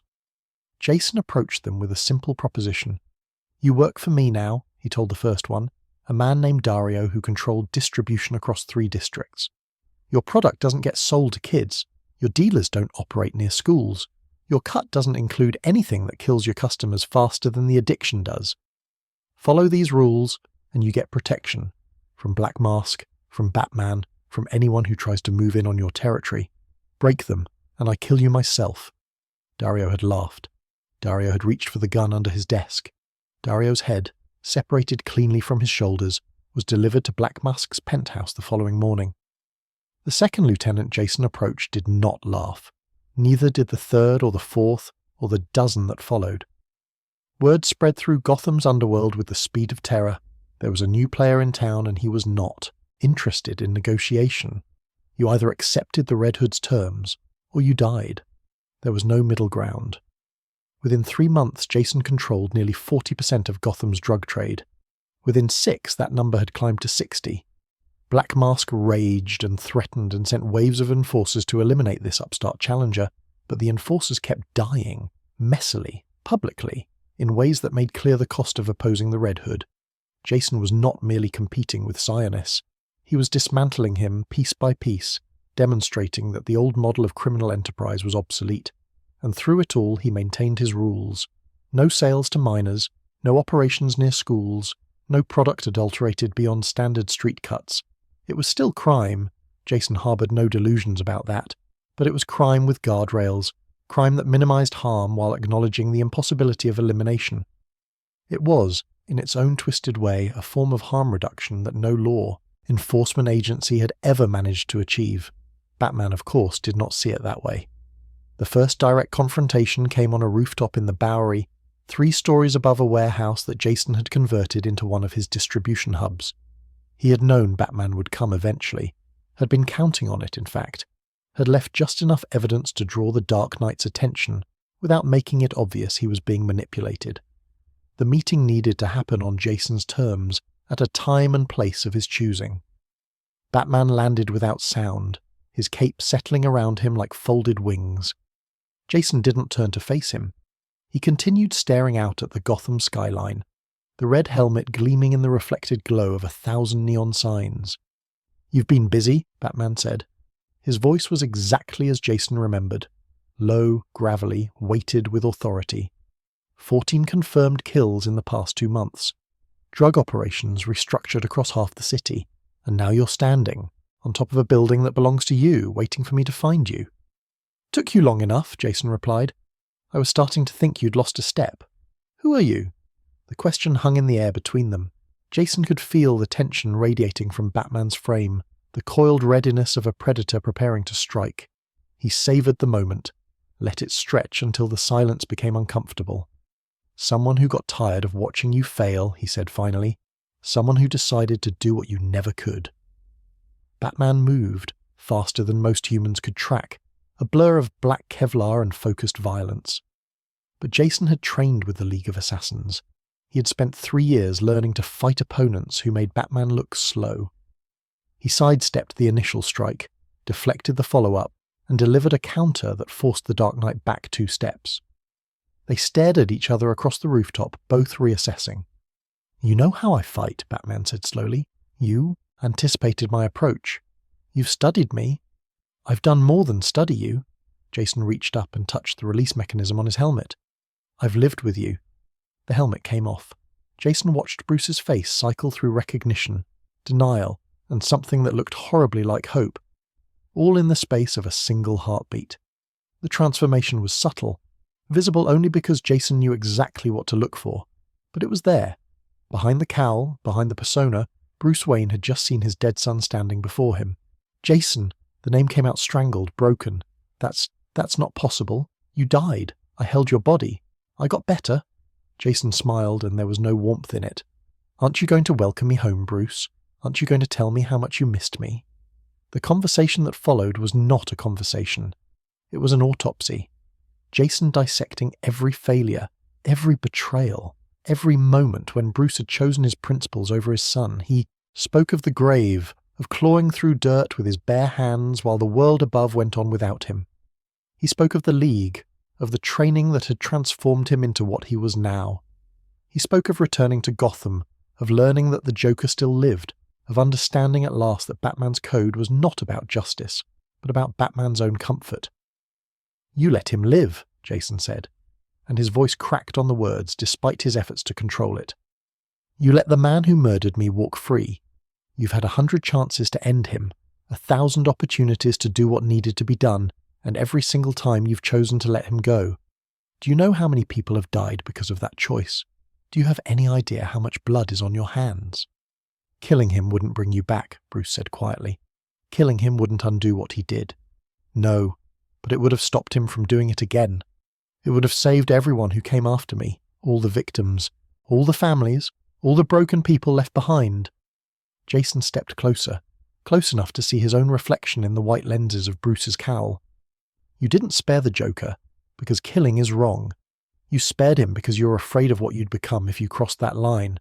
You're not protecting Gotham, Bruce, you're protecting yourself." Bruce said nothing. His silence was more damning than any defense he could have offered. "I'm giving you a choice," Jason continued. "Join me. Help me do what needs to be done. We can clean up this city together.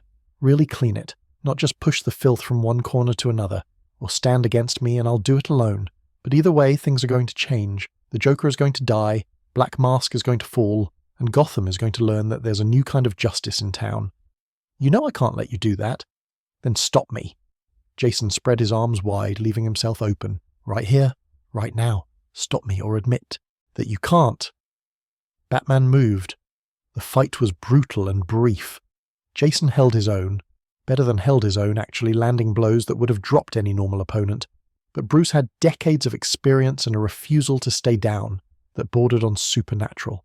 They traded strikes across the rooftop, through a skylight, down into the warehouse below. Jason tasted blood. He felt ribs crack. But he also saw Bruce stagger, saw the Dark Knight forced to retreat, saw the moment when his mentor realized that this was not a fight he could easily win. Jason broke away first. He had made his point. There was no need to push further. "This isn't over," he said, retrieving his helmet from where it had fallen. "Not by a long shot. I'll be seeing you, Bruce." He vanished into the Gotham night before Batman could respond. The war had begun. Father against son, principle against pragmatism, the Dark Knight against the Red Hood, and somewhere in the shadows the Joker waited unaware that the boy he had murdered was coming for him, and that this time there would be no Batman to save him. The weeks that followed were a chess match played in blood and shadows. Jason continued his consolidation of Gotham's underworld, bringing more of Black Mask's operations under his control, eliminating those who refused to comply with his rules. He was not building a criminal empire for its own sake. He had no interest in wealth or power as abstract goals, but rather reshaping the city's criminal infrastructure into something he could manage. Every dealer who answered to him was a dealer who followed his guidelines. Every territory he claimed was a territory where children were slightly safer, where overdoses were slightly less common, where the chaos of unregulated crime was replaced by something almost resembling order. Batman opposed him at every turn, of course. The Dark Knight disrupted shipments, arrested lieutenants, and made it clear that the Red Hood's methods would not be tolerated. But Bruce was fighting on two fronts now, against Jason and against Black Mask, who had correctly identified Batman as the greater threat and begun focusing his resources accordingly. The three-way conflict stretched Gotham's protector thin, forcing him to make choices about which battles to fight and which to postpone. Jason exploited every opening. He had learned from the best, after all, and through it all, he prepared for the confrontation that mattered most. The Joker remained at large, occasionally surfacing to commit some new atrocity before vanishing back into whatever hole he called home. Jason tracked his movements, catalogued his patterns, built a profile of his current operations.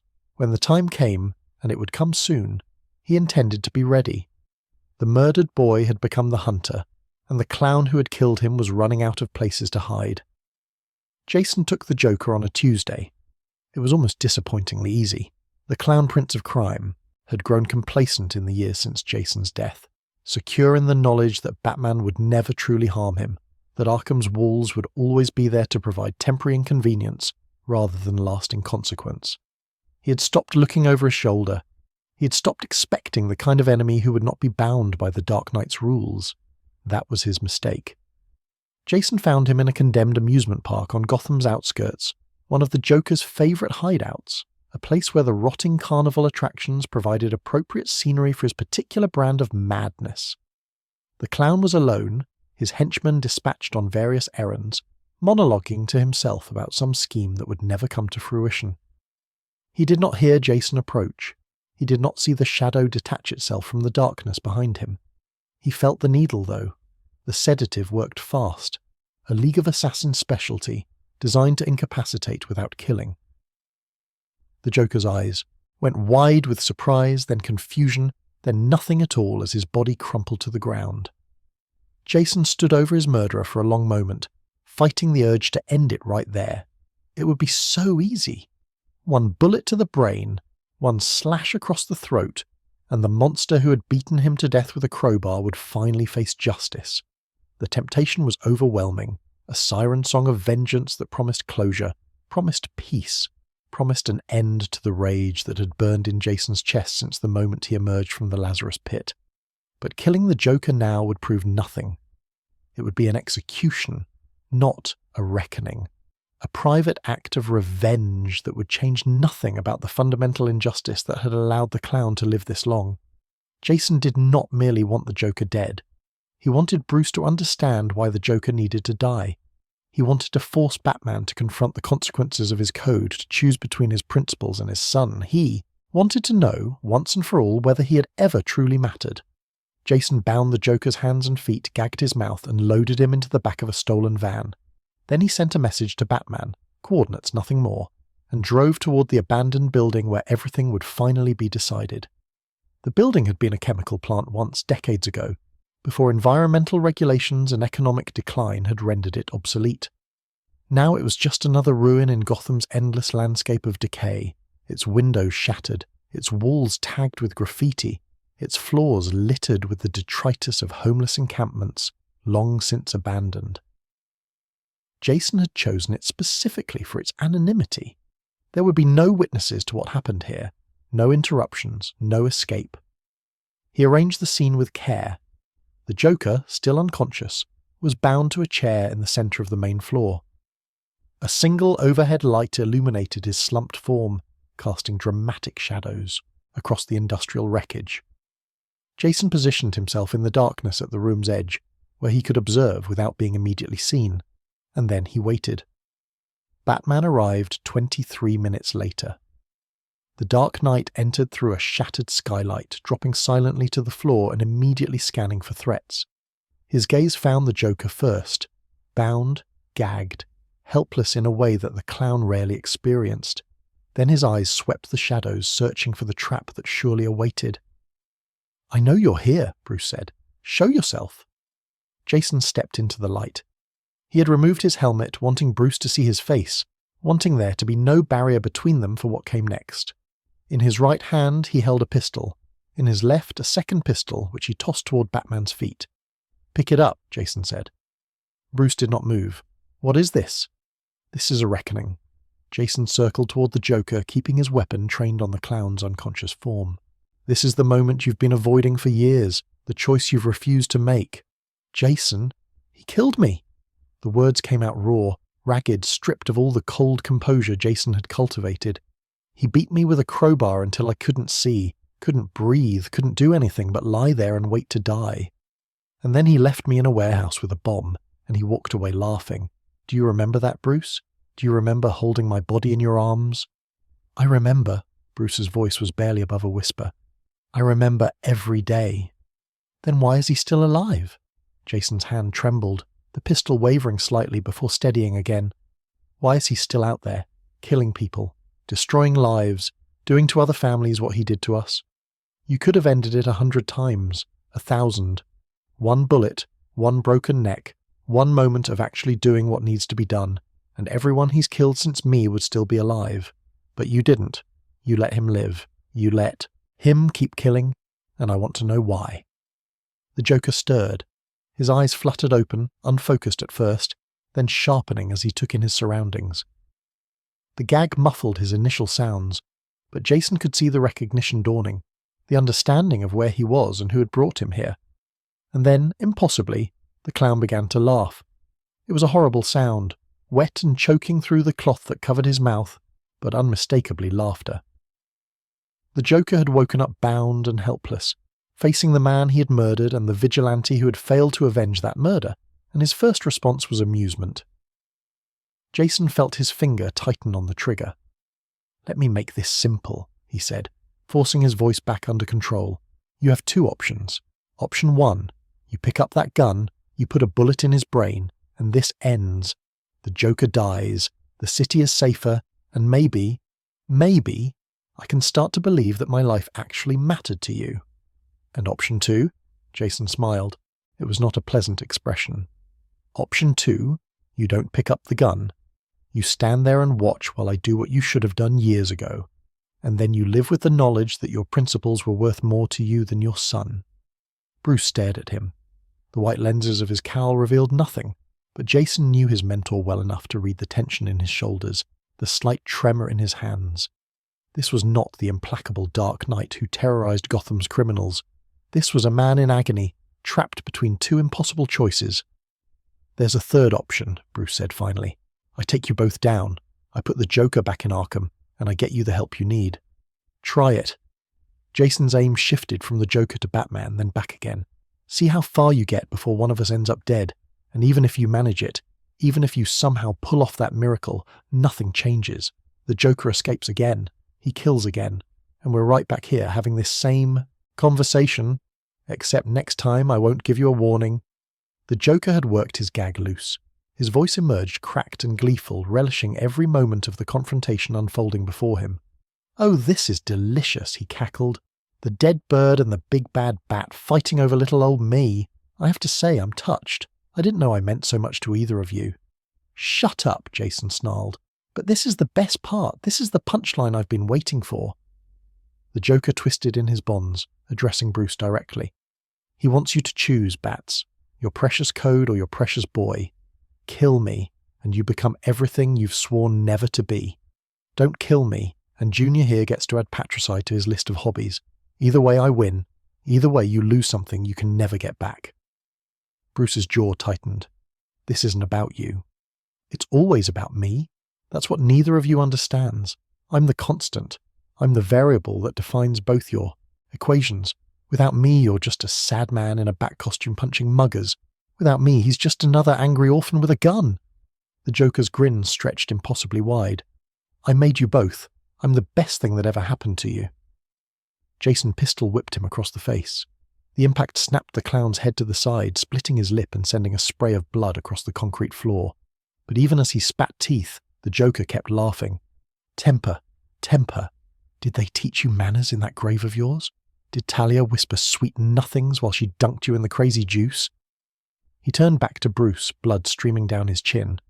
"You know, I've always wondered what was in that Lazarus pit. Clearly nothing good. Your boy came back broken in all the fun ways. I said, shut up. Make me." Jason raised the pistol. His finger found the trigger, and for one crystalline moment, time seemed to stop. The warehouse frozen in amber, every dust mote suspended in the air, every breath held in anticipation of the shot that would change everything. Then Bruce moved. The batarang caught Jason's wrist at precisely the angle needed to deflect his aim without disarming him.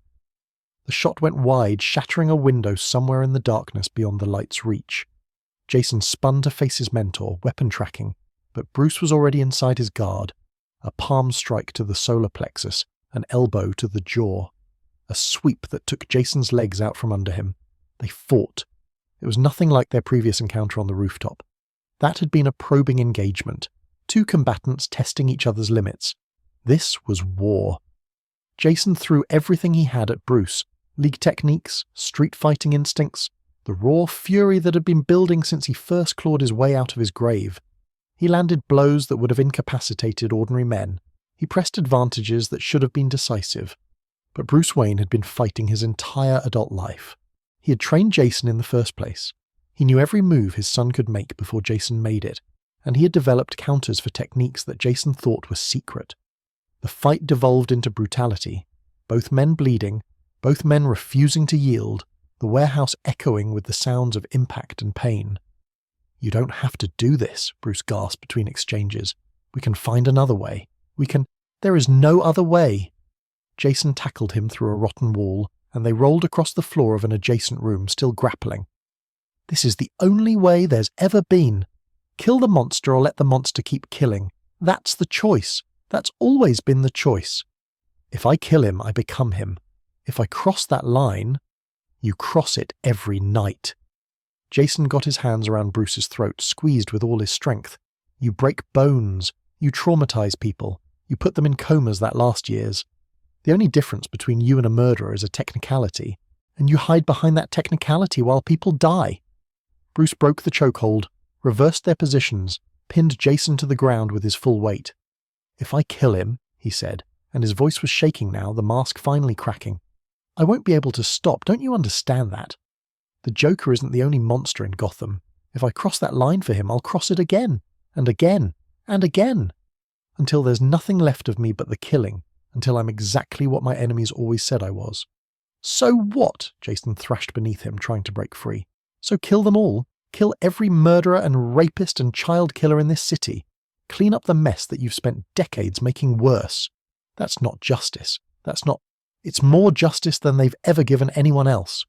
The Joker's laughter echoed from the other room, high and wild and utterly devoid of sanity. Even now, even bound and bleeding and moments away from potential death, he was enjoying himself. This was entertainment to him. This was the funniest joke he had ever heard. Jason stopped struggling. He lay beneath Bruce, breathing hard, feeling the weight of his mentor pressing him into the concrete. When he spoke again, his voice was small, smaller than it had been since he was a child on the streets of Crime Alley, desperately hoping that someone would see him and care. "Why won't you do it for me?" Bruce went still. "I died," Jason continued, and he hated the tears that were forming in his eyes, hated the vulnerability he could not seem to suppress.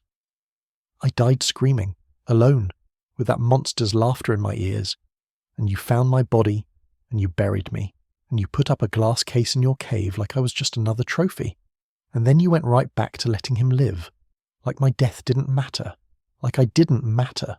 Jason, I'm not asking you to kill for the mission. I'm not asking you to compromise your precious code for some abstract principle. The tears were falling now, cutting tracks through the blood and grime on Jason's face. I'm asking you to do it for me. Your son. The boy you took in and trained and promised to protect. Kill the man who murdered me, Bruce. Prove that I was worth something to you. Prove that I was more than just a soldier. The silence stretched between them, vast and terrible. Bruce's grip on Jason's wrists loosened slightly, his weight shifting as something that might have been grief passed across his features. I can't, he said finally. God help me, Jason, I can't. Not because you don't matter, you matter more than you know, but because killing him won't bring you back. It won't heal what's broken. It will only break something else, something in me that I need to keep fighting. And if I stop fighting, if I become what he wants me to become, then everything I've ever done will have been for nothing. Jason stared up at him. The tears had stopped. Something else had taken their place, something cold and hard and final. Then we're done, he said. We're done, Bruce. You made your choice. He triggered the explosive he had planted beneath the floor. The blast threw them both across the room, shattering what remained of the walls and bringing a section of the ceiling down in a cascade of concrete and twisted metal. Fire bloomed in the wreckage, spreading fast through decades of accumulated debris. Jason rolled to his feet, grabbed his helmet from where it had fallen and ran. Behind him he heard Bruce shouting his name. He heard the Joker's laughter, somehow still ringing through the chaos. He heard the building beginning to collapse, support structures failing under the heat and the damage. He did not look back. Batman saved the Joker, of course. He always saved the Joker. The clown was extracted from the rubble with seconds to spare, delivered to Arkham Asylum with a smile still plastered across his burned and bloodied face.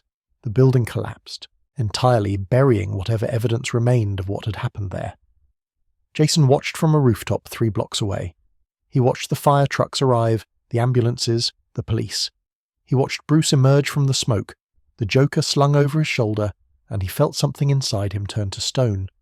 He had asked his father to choose him. Bruce had chosen his principles instead. So be it. The Red Hood vanished into the Gotham night, leaving behind only questions and the lingering smell of smoke. He had come to this city seeking answers. He had found them, not the answers he wanted, but the answers he needed. Bruce Wayne would never be the father he had hoped for. Batman would never be the hero Gotham truly required. That role would fall to Jason now. The role of the one who did what was necessary. The role of the one who crossed the lines that others feared to approach. The murdered son had become something else entirely, and Gotham, for better or worse, would never be the same. The news came through every screen in Gotham simultaneously. Batman was dead. Not missing. Not injured. Not temporarily incapacitated by some villain's scheme. Dead. The Justice League had confirmed it. Their faces grim and shell-shocked as they addressed a world that had never imagined this moment would come. Bruce Wayne, though they did not name him publicly, maintaining the fiction of a secret identity that had always been more courtesy than reality, had fallen in battle against Darkseid, the god of apocalypse. His body had been recovered. His sacrifice had helped save the multiverse. The Dark Knight was gone. Jason Todd heard the announcement from a safe house in the Narrows, surrounded by weapons and surveillance equipment, and the detritus of his ongoing war against Gotham's criminal element. He had been planning his next move against Black Mask, refining the strategy that would finally bring Sionis to heel when the broadcast interrupted his work. He watched the Justice League's solemn faces, listened to their carefully worded tributes, and felt something twist in his chest that he could not immediately identify. Grief, perhaps. Despite everything that had happened between them, the confrontations, the violence, the absolute rejection of that night in the warehouse. Bruce Wayne had still been the closest thing to a father Jason had ever known. The man who had plucked him from Crime Alley. The man who had given him purpose. The man who had, in his own broken way, loved him enough to take him in when no one else would have bothered. But beneath the grief, rising like floodwater through a cracked foundation, was something else entirely. Opportunity. Gotham descended into chaos within 48 hours of Batman's death. The criminal underworld had always operated under one fundamental constraint, the knowledge that the Dark Knight was watching, that any operation too bold or too violent would attract his attention. That constraint had now been removed. The gangs that had kept to their territories began expanding, clashing over borders that had been stable for years. The supervillains who had languished in Arkham sensed weakness and began planning escapes. The corrupt cops and politicians who had hidden their activities from Batman's surveillance grew bolder, more brazen, more willing to display their true natures. Black Mask saw opportunity as well. With Batman gone, there was no one to stop him from reclaiming the territories Jason had taken, no one to protect the Red Hood's network of reformed criminals. Sionis launched a coordinated assault on Jason's operations, hitting a dozen locations simultaneously, demonstrating the reach and power he had been holding in reserve. Bodies piled up, loyalties shifted. The fragile order Jason had imposed began to crumble, but Jason barely noticed. His attention had turned elsewhere, to a question that consumed his every waking moment.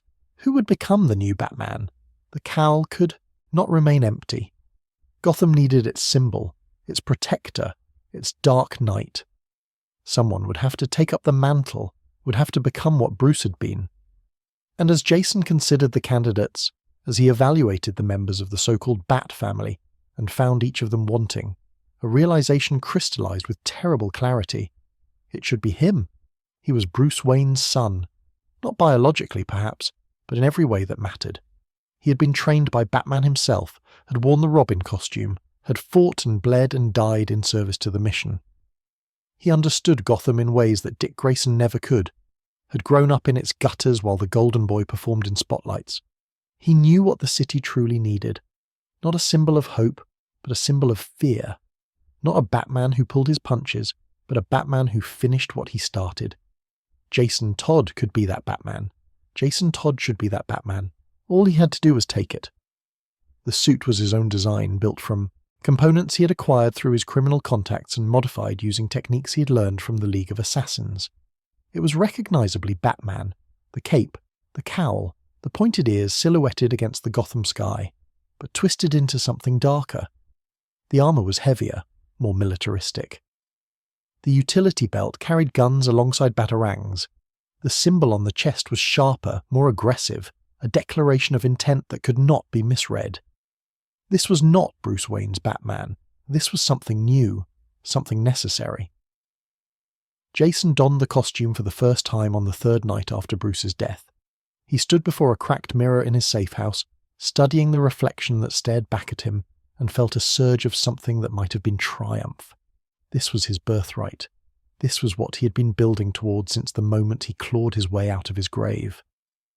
The Red Hood had been a stepping stone, a means to an end.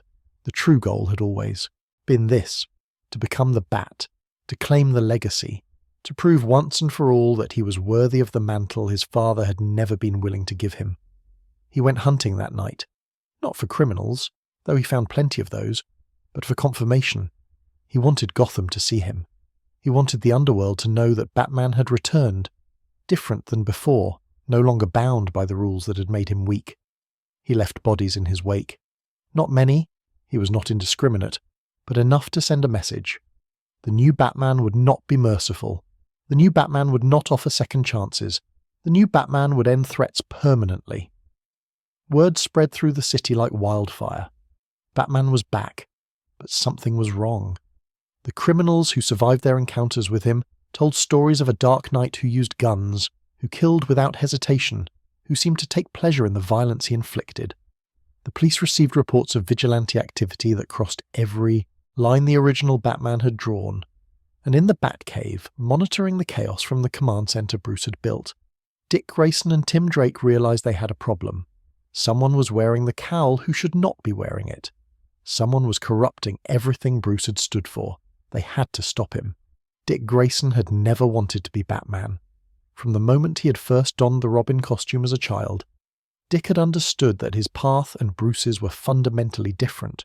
He was lighter where Bruce was dark, more willing to work with others, more capable of finding joy in a life defined by tragedy. He had eventually outgrown the Robin identity, had become Nightwing, had built his own legend in Blüdhaven far from his mentor's shadow. The idea of stepping into Bruce's boots, of becoming the Dark Knight in truth, felt like a betrayal of everything he had worked to achieve. But someone had to do it.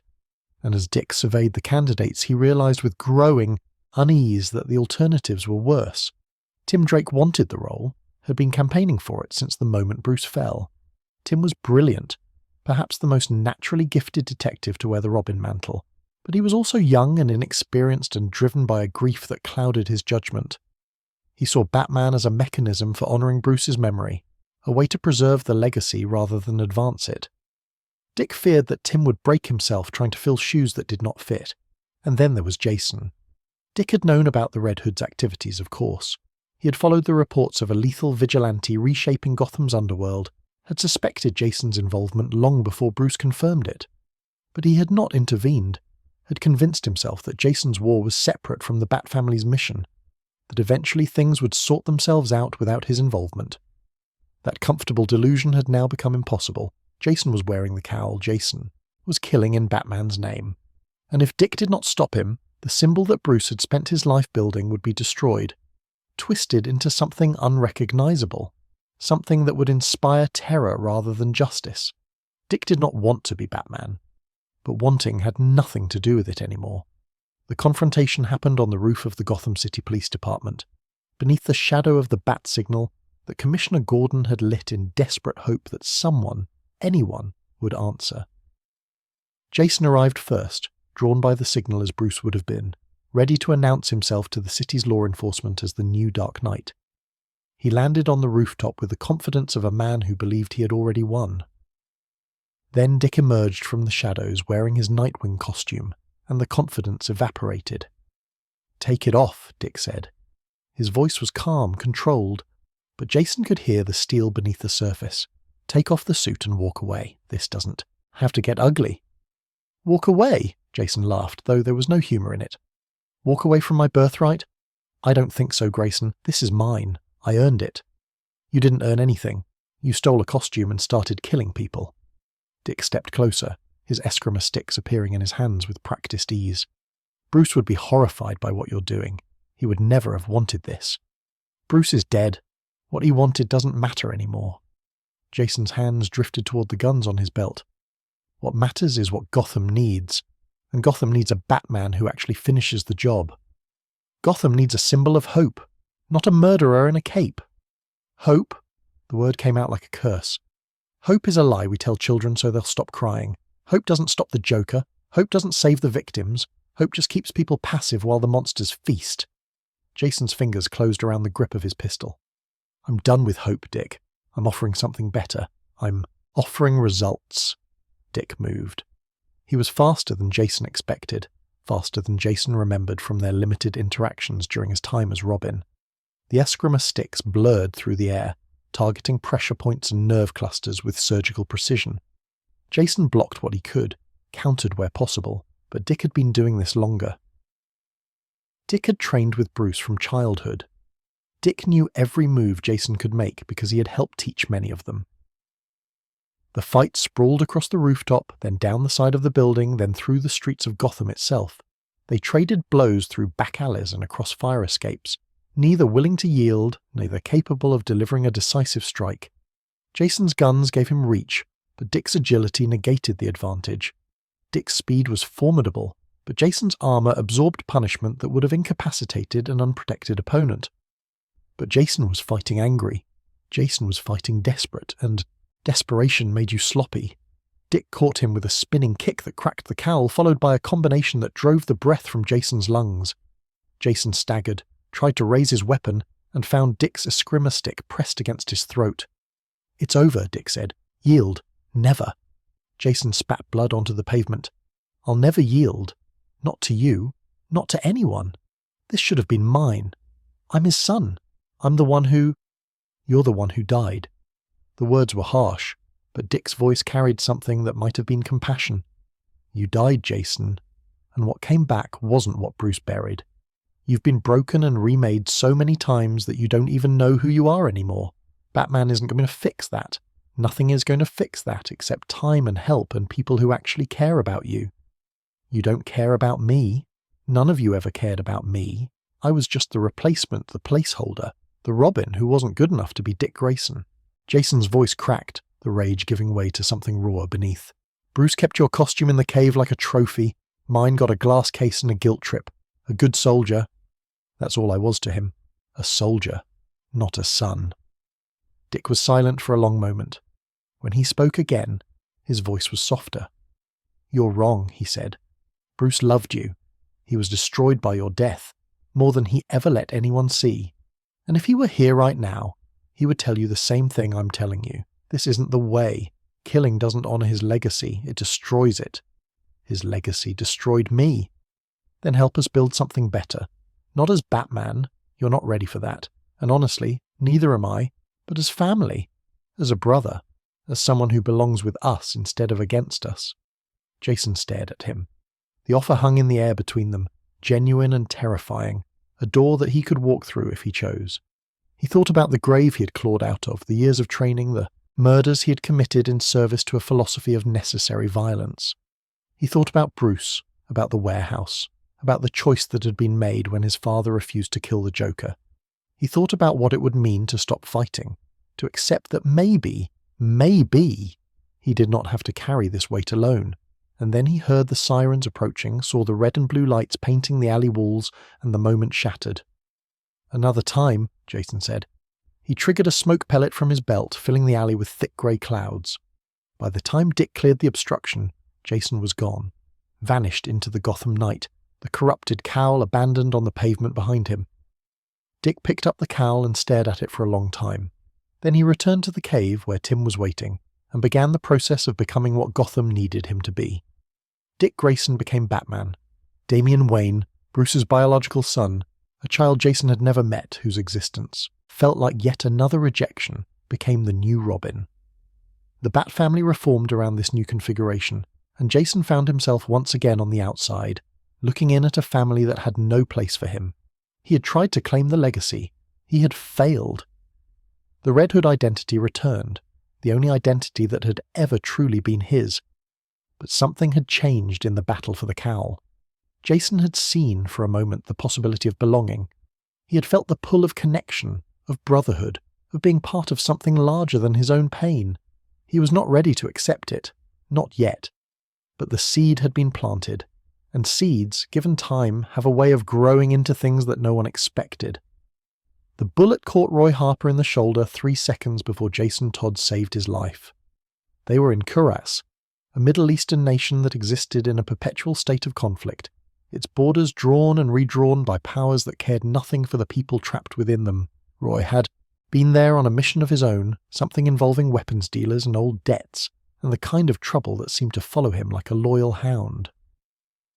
Jason had been there for different reasons entirely, tracking a lead on a League of Assassins splinter cell that had been making moves in the region. Their paths had crossed in a warehouse full of armed men who wanted them both dead. "Down!" Jason shouted, tackling Roy behind a stack of crates as automatic fire tore through the space they had occupied moments before.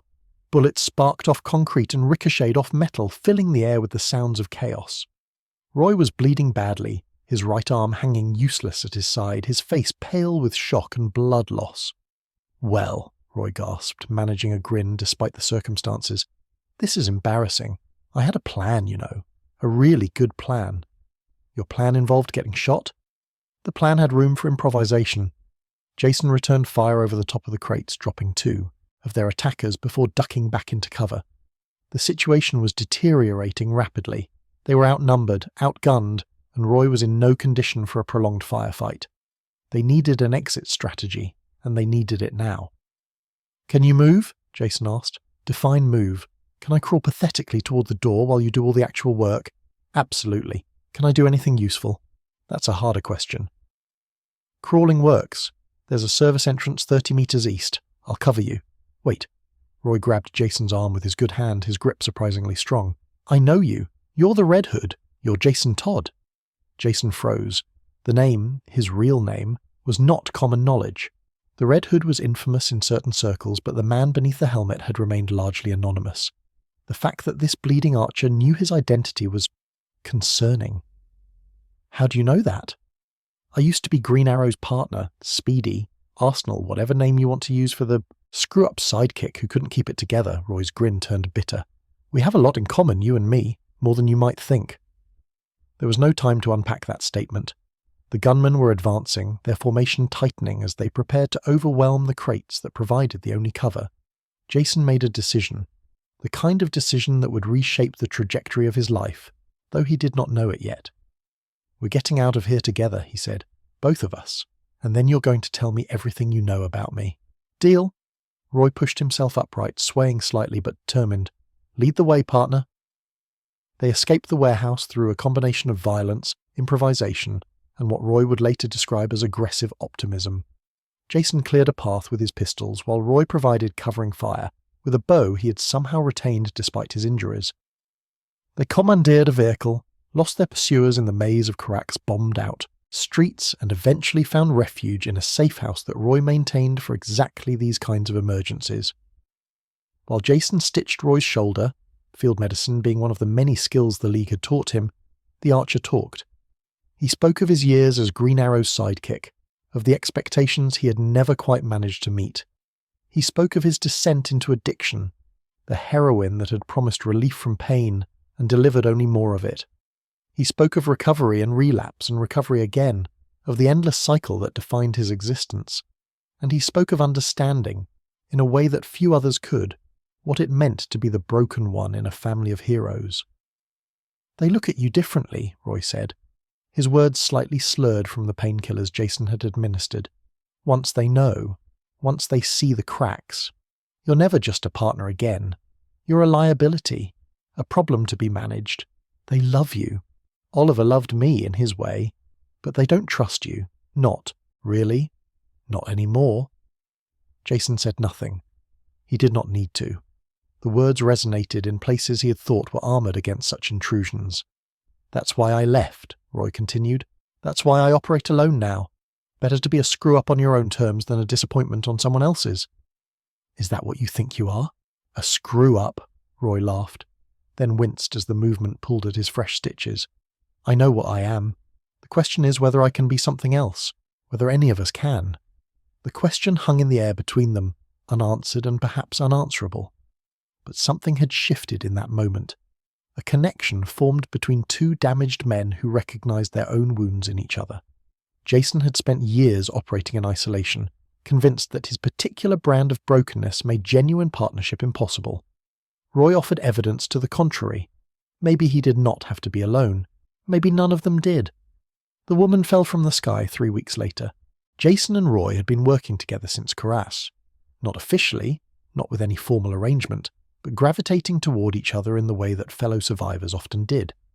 They took jobs that suited their particular skill sets, eliminating threats that traditional heroes would not touch, operating in the grey zones that the Justice League preferred to ignore. It was not heroism in any conventional sense, but it was purpose. It was direction. They were in the Caribbean when the fireball streaked across the night sky and plunged into the ocean a quarter-mile offshore. "That's not a meteor," Roy said, tracking the descent through his scope. "The trajectory's wrong, and meteors don't usually glow orange. Escape pod? Maybe. Only one way to find out." They took a boat to the impact site, arriving just as the object broke the surface. It was not an escape pod, or rather, not any escape pod designed by human engineers. The craft was sleek and organic-looking, its hull shimmering, with colours that seemed to shift as they watched, and emerging from it, coughing seawater and glowing with barely contained energy, was a woman unlike any Jason had ever seen. Her skin was golden orange, almost luminous in the moonlight. Her hair blazed like fire, floating around her head as if gravity were merely a suggestion. Her eyes were entirely green, no iris, no pupil, just solid emerald that seemed to look through him rather than at him. She was beautiful in the way that forces of nature are beautiful, terrifying and magnetic and utterly beyond human comprehension. She was also, Jason realized as she collapsed on the deck of their boat, badly injured. "Tamarin," she whispered, her voice carrying an accent that Jason could not place. "They destroyed. I escaped. Cannot go back." Then she lost consciousness, and Jason found himself holding an unconscious alien princess in his arms, with absolutely no idea what to do next. Her name was Coriander, though she would eventually adopt the Earth name Starfire. She was royalty from a planet called Tamarin, a world of warriors and passion that had been conquered by a ruthless alien empire. Her sister had betrayed her people to the invaders, trading Coriander into slavery to secure her own position. Years of captivity had followed, years of experiments, of torture, of being transformed into a weapon for masters she despised.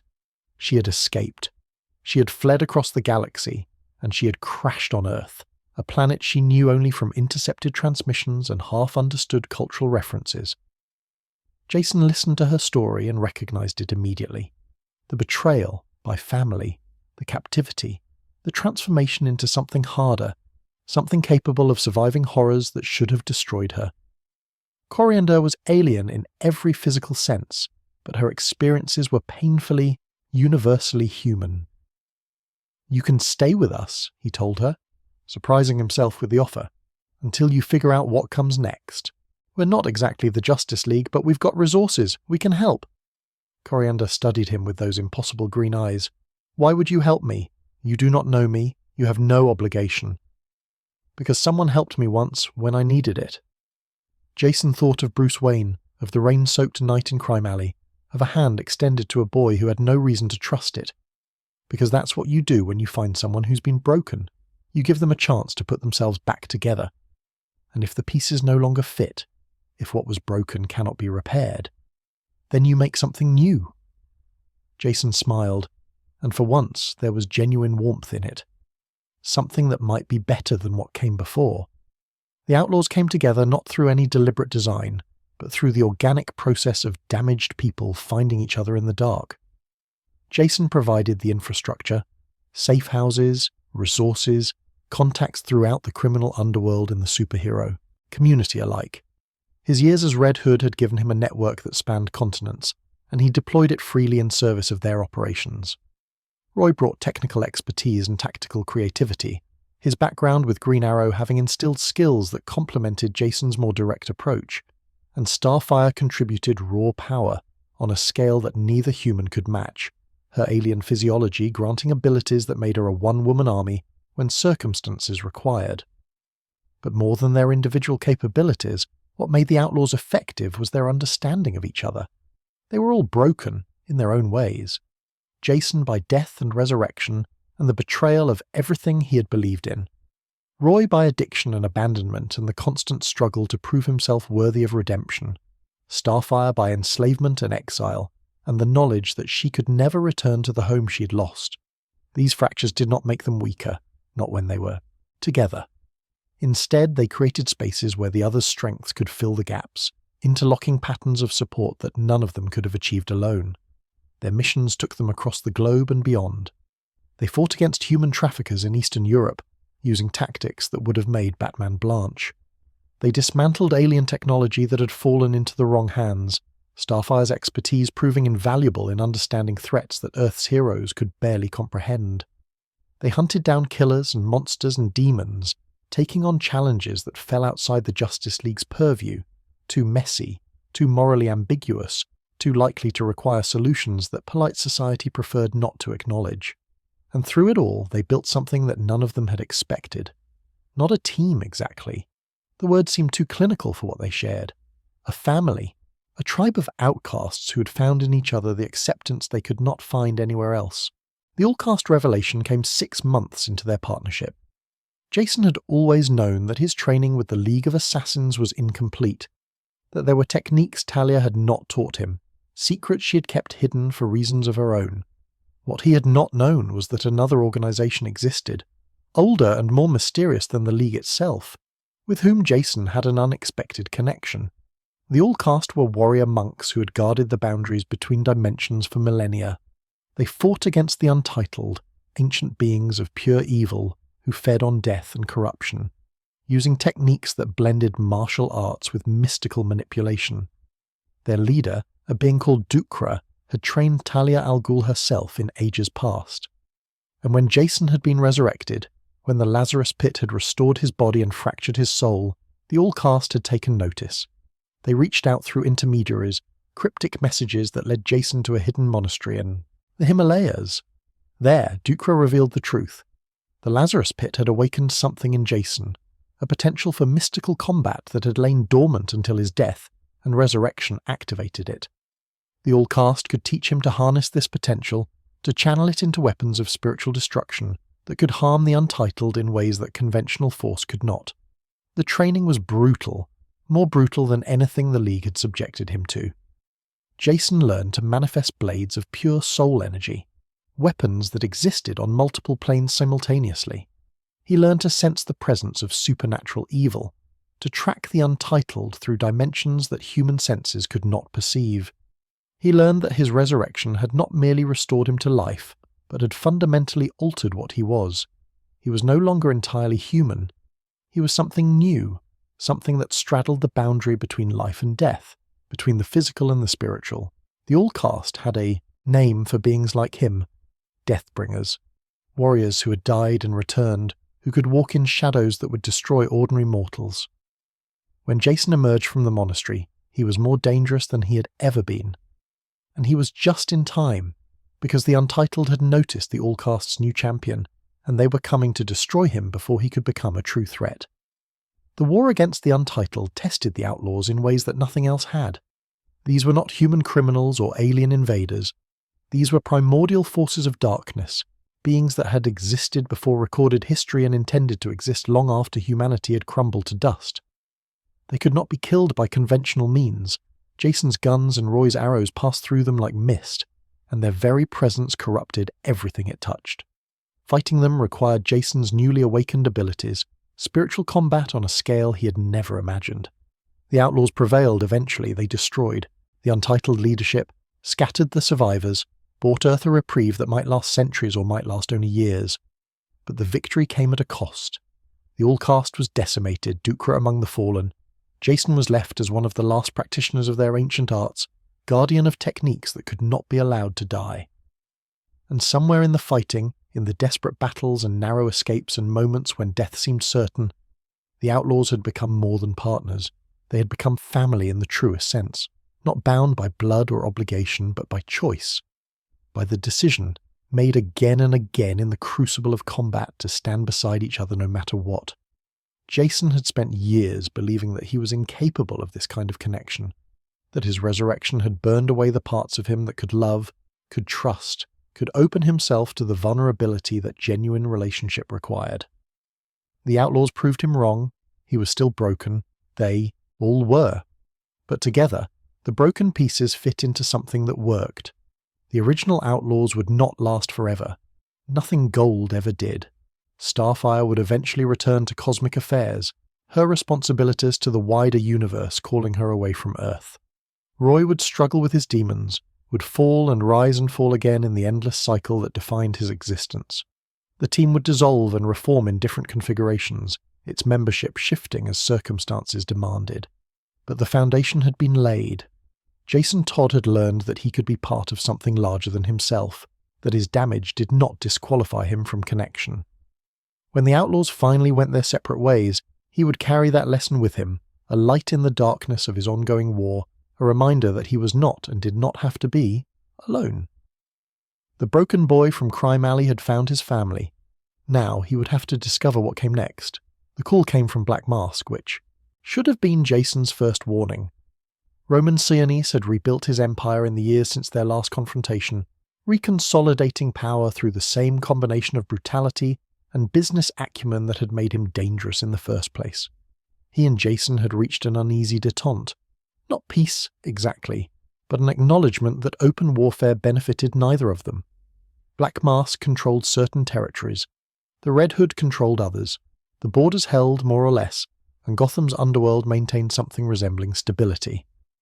So when Sionis reached out with a job offer, Jason was immediately suspicious. "I need an acquisition specialist," Black Mask explained, his voice distorted through the encrypted communication channel they used for such negotiations. Someone who can retrieve sensitive materials from a heavily guarded facility. Someone who understands discretion. "You have people for that. Why come to me?" "Because the facility in question belongs to Lex Luthor. And the materials I need are unusual." A pause, loaded with implication. "I'm told you have experience with the unusual, Red Hood. With the League of Assassins. With things that most people can't comprehend." Jason should have refused. Every instinct he had developed over years of operating in Gotham's shadows screamed that this was a trap, a setup, a manipulation designed to compromise him in ways he could not yet foresee. But curiosity was a weakness he had never managed to overcome, and Black Mask's mention of Lex Luthor's facilities triggered something in his memory. Rumours he had heard, whispers about experiments that even the supervillain community found disturbing. He accepted the job, but he had no intention of actually delivering whatever he found to Roman Sionis. LexCorp's black site was buried beneath a decommissioned military installation in the Nevada desert, its existence scrubbed from every database and classified at levels that made most government secrets look like public records. Getting inside required 3 weeks of reconnaissance, 2 bribed security officials, and an infiltration approach that would have impressed even the League of Assassins. Jason moved through the facility like a ghost, bypassing security systems that represented the cutting edge of human technology, until he reached the containment level where Luthor kept his most dangerous projects. What he found there stopped him cold. The creature floated in a tank of viscous green fluid, suspended by cables and monitoring equipment that covered every inch of its massive form. It was humanoid, vaguely, with features that suggested tremendous strength beneath grey, mottled skin. Its eyes were closed, its expression peaceful, but there was something deeply wrong about its proportions, about the way its muscles bulged in patterns that no natural evolution would have produced. Jason recognized the template immediately. Everyone in the superhero world would have recognized it. This was a Superman clone, a failed one clearly. The asymmetries in its form, the obvious genetic degradation visible even through the tank's murky fluid, but unmistakably derived from Kryptonian DNA. Luthor had been trying to create his own Man of Steel, a weapon he could control, and this creature was the result of that hubris. The monitors beside the tank displayed the clone's designation, Subject B0. Its status was listed as stable/non-viable. Its recommended disposition was termination upon project completion. They were going to kill it. This creature, this being whatever level of consciousness it possessed, was going to be destroyed simply because it had not met Luthor's specifications. It was going to die, never having opened its eyes, never having taken a breath outside this tank, never having experienced anything except the cold efficiency of a laboratory that viewed it as nothing more than a failed experiment. Jason thought about his own grave. He thought about clawing through dirt with broken fingers, about gasping for air that was not there, about the desperation of a creature that simply wanted to live. He made a decision. The alarm started screaming 30 seconds later, when Jason smashed the containment tank and pulled the clone free. Getting out of the facility with an unconscious Superman clone over his shoulder was considerably more difficult than getting in had been. Jason fought through security teams, through automated defenses, through a small army of personnel who were extremely motivated to prevent Luthor's property from walking out the door. He took injuries that would have killed a normal person and kept moving through sheer stubbornness, dragging his impossible cargo toward the extraction point he had prepared. The clone woke up somewhere in the Nevada desert, approximately 3 miles from the facility's perimeter. Its eyes opened, and they were not the confident blue of Superman's gaze, but something more, confused, more vulnerable. The creature looked at Jason with an expression that reminded him uncomfortably of a child waking from a nightmare, uncertain where it was or what was happening. Am Bizarro, it said, its voice deep and rumbling but somehow tentative. Where am Bizarro? What happened to Bizarro? The inverted speech pattern was disorienting. Something in the clone's neural architecture had developed backwards, causing it to express concepts in their opposites. But Jason had been trained to adapt to unusual circumstances, and he quickly learned to parse the creature's meaning. "You're safe," he said. "I got you out of that place. No one's going to hurt you now." Bizarro studied him with those strange, confused eyes. Red Man help Bizarro? Red Man, friend. Jason thought about the question. He thought about his own history. The people who had helped him when he had nothing. The people who had seen potential in a feral street kid with no future. He thought about what it meant to be given a chance and what it meant to give one. "Yeah," he said finally. "I'm your friend." Bizarro smiled. It was a terrible expression physically. His features were not designed for human emotional displays, but the joy behind it was unmistakable and utterly sincere. "Bizarro have friend," he said wonderingly.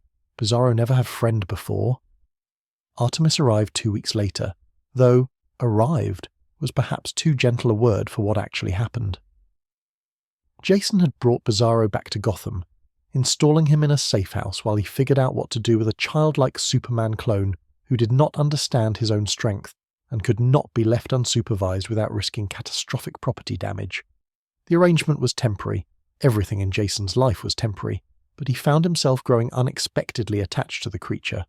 Bizarro's innocence was genuine in a way that Jason's cynical worldview could not easily dismiss. The clone wanted to help. People wanted to be good, wanted to matter. That his attempts at heroism often resulted in destroyed buildings and terrified civilians did not diminish the purity of his intentions. And then the Amazon came through the wall. She was 6 feet of fury and bronze armor, her red hair streaming behind her like a battle flag, a massive axe gripped in hands that could have crushed Jason's skull without effort. Her eyes fixed on Bizarro with an intensity that promised violence, and her first words were a challenge hurled in a language Jason did not recognize. "Bow of Ra," she demanded, switching to English when it became clear that neither Jason nor Bizarro understood her native tongue. "The weapon was traced to this location. You will surrender it immediately or I will take it from your corpses." "We don't have any Bow of Ra," Jason replied, his hands carefully positioned near his weapons but not yet reaching for them. Attacking an Amazon was generally considered suicidal, and this one looked particularly capable of proving that assessment accurate. "You've got bad intelligence." "I have the intelligence of the Bana Midal. It does not err." The Amazon, Artemis, Jason would later learn, advanced another step, her axe raised.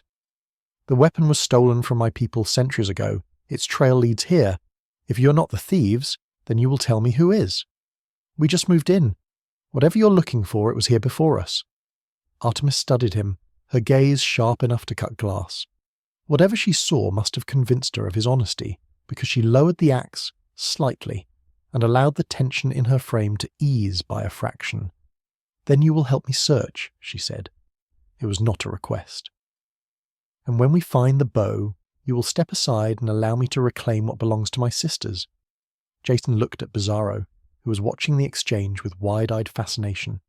He looked at Artemis, this warrior woman who had just demolished his wall and threatened his life. He thought about the complications that would inevitably arise from involving himself in Amazon politics and ancient weapons and whatever else this situation entailed. "Fine," he said, "but you're paying for the wall." The search for the Bow of Ra drew them into a conspiracy that spanned continents and centuries. The weapon was exactly what Artemis claimed, an artifact of immense power, stolen from the Bana Migdal Amazons generations ago, and passed through various hands until it had ended up in Gotham's underworld. Black Mask had known about it, had sent Jason to acquire Bizarro as part of a larger scheme to obtain the bow for himself. The pieces connected in ways that Jason should have anticipated, threads of manipulation that revealed Sionist to be playing a much longer game than anyone had suspected. The three of them, Jason, Bizarro and Artemis, pursued the bow through back alleys and ancient temples, through confrontations with Black Mask's forces and encounters with mystical guardians who had protected the weapon for centuries.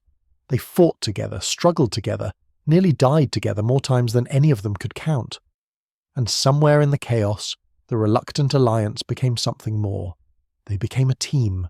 The parallels were obvious to anyone who cared to notice, a dark reflection of Batman, trained in violence and willing to kill. A twisted shadow of Superman, possessing godlike power but lacking the control or confidence to wield it properly. A warrior who stood in Wonder Woman's place, fierce and honourable and utterly uncompromising. They were the Dark Trinity, not replacements for the Justice League's founders, but counterparts.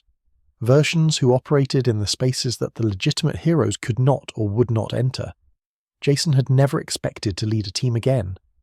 After the original Outlaws had dissolved, he had resigned himself to operating alone, convinced that partnership was a luxury his particular brand of mission could not afford. But Bizarro needed guidance that only Jason could provide. Someone who understood what it meant to be considered a monster, someone who could see past the frightening exterior to the gentle soul beneath. And Artemis, for all her fierce independence, needed allies who would not judge her methods or question her devotion to her mission. They needed each other. It was as simple and as complicated as that. Bizarro's transformation began 6 months into their partnership. The clone had always possessed a fraction of Superman's intelligence, buried beneath the cognitive damage that his imperfect creation had caused. But something changed. Perhaps exposure to certain energies during their missions. Perhaps natural development that Luther's scientists had never anticipated, and that buried potential began to surface. Bizarro's inverted speech patterns gradually normalized. His understanding of complex situations deepened. His tactical contributions to the team's operations became increasingly sophisticated. Within weeks, he had surpassed Jason in raw intellectual capacity. Within months, he was operating at levels that rivaled the greatest minds on Earth. It should have been a miracle. It was instead a tragedy waiting to unfold. "I understand now," Bizarro told Jason one evening, his voice no longer carrying the childlike confusion that had characterized their early interactions. "What I am, how I was made, the limitations encoded in my genetic structure." He paused, his expression carrying a weight of knowledge that no being should have to bear. "This intelligence is temporary. The same instabilities that caused my creation to fail are now accelerating my cognitive development, but they will also cause it to collapse. I am burning through neural pathways faster than they can regenerate. In time, months, perhaps, or weeks, I will return to what I was, and then—" "Don't," Jason said. "Don't finish that sentence. You need to— No, you need to prepare." Bizarro met his gaze, and in his eyes Jason saw something that had not been there before: acceptance. "I am not afraid of dying, Jason. I am afraid of forgetting, of losing the knowledge of who I am, who you are, what we have meant to each other. When the end comes, I want to face it as myself, not as the confused creature I will become." Jason had no words. What words could possibly suffice? He had watched Bizarro grow from a frightened child into a friend, a brother, a teammate whose loyalty had never wavered. The idea of watching him regress, watching the intelligence fade from his eyes and the recognition slip from his features, it was unbearable. It was inevitable. "We'll find a way," Jason said finally, knowing even as he spoke that it was probably a lie. "We'll figure something out." Bizarro smiled, and for a moment the expression carried all the wisdom of his expanded consciousness, alongside the warmth of the innocent creature he had been. "You are a good friend, Jason Todd. Better than you know. Better than you allow yourself to believe." He placed a hand on Jason's shoulder, gentle despite the strength that could have shattered mountains. "Whatever happens, remember that. Remember that you are worthy of the connections you form, that the darkness in you does not define you." The end came faster than any of them expected. A mission went wrong.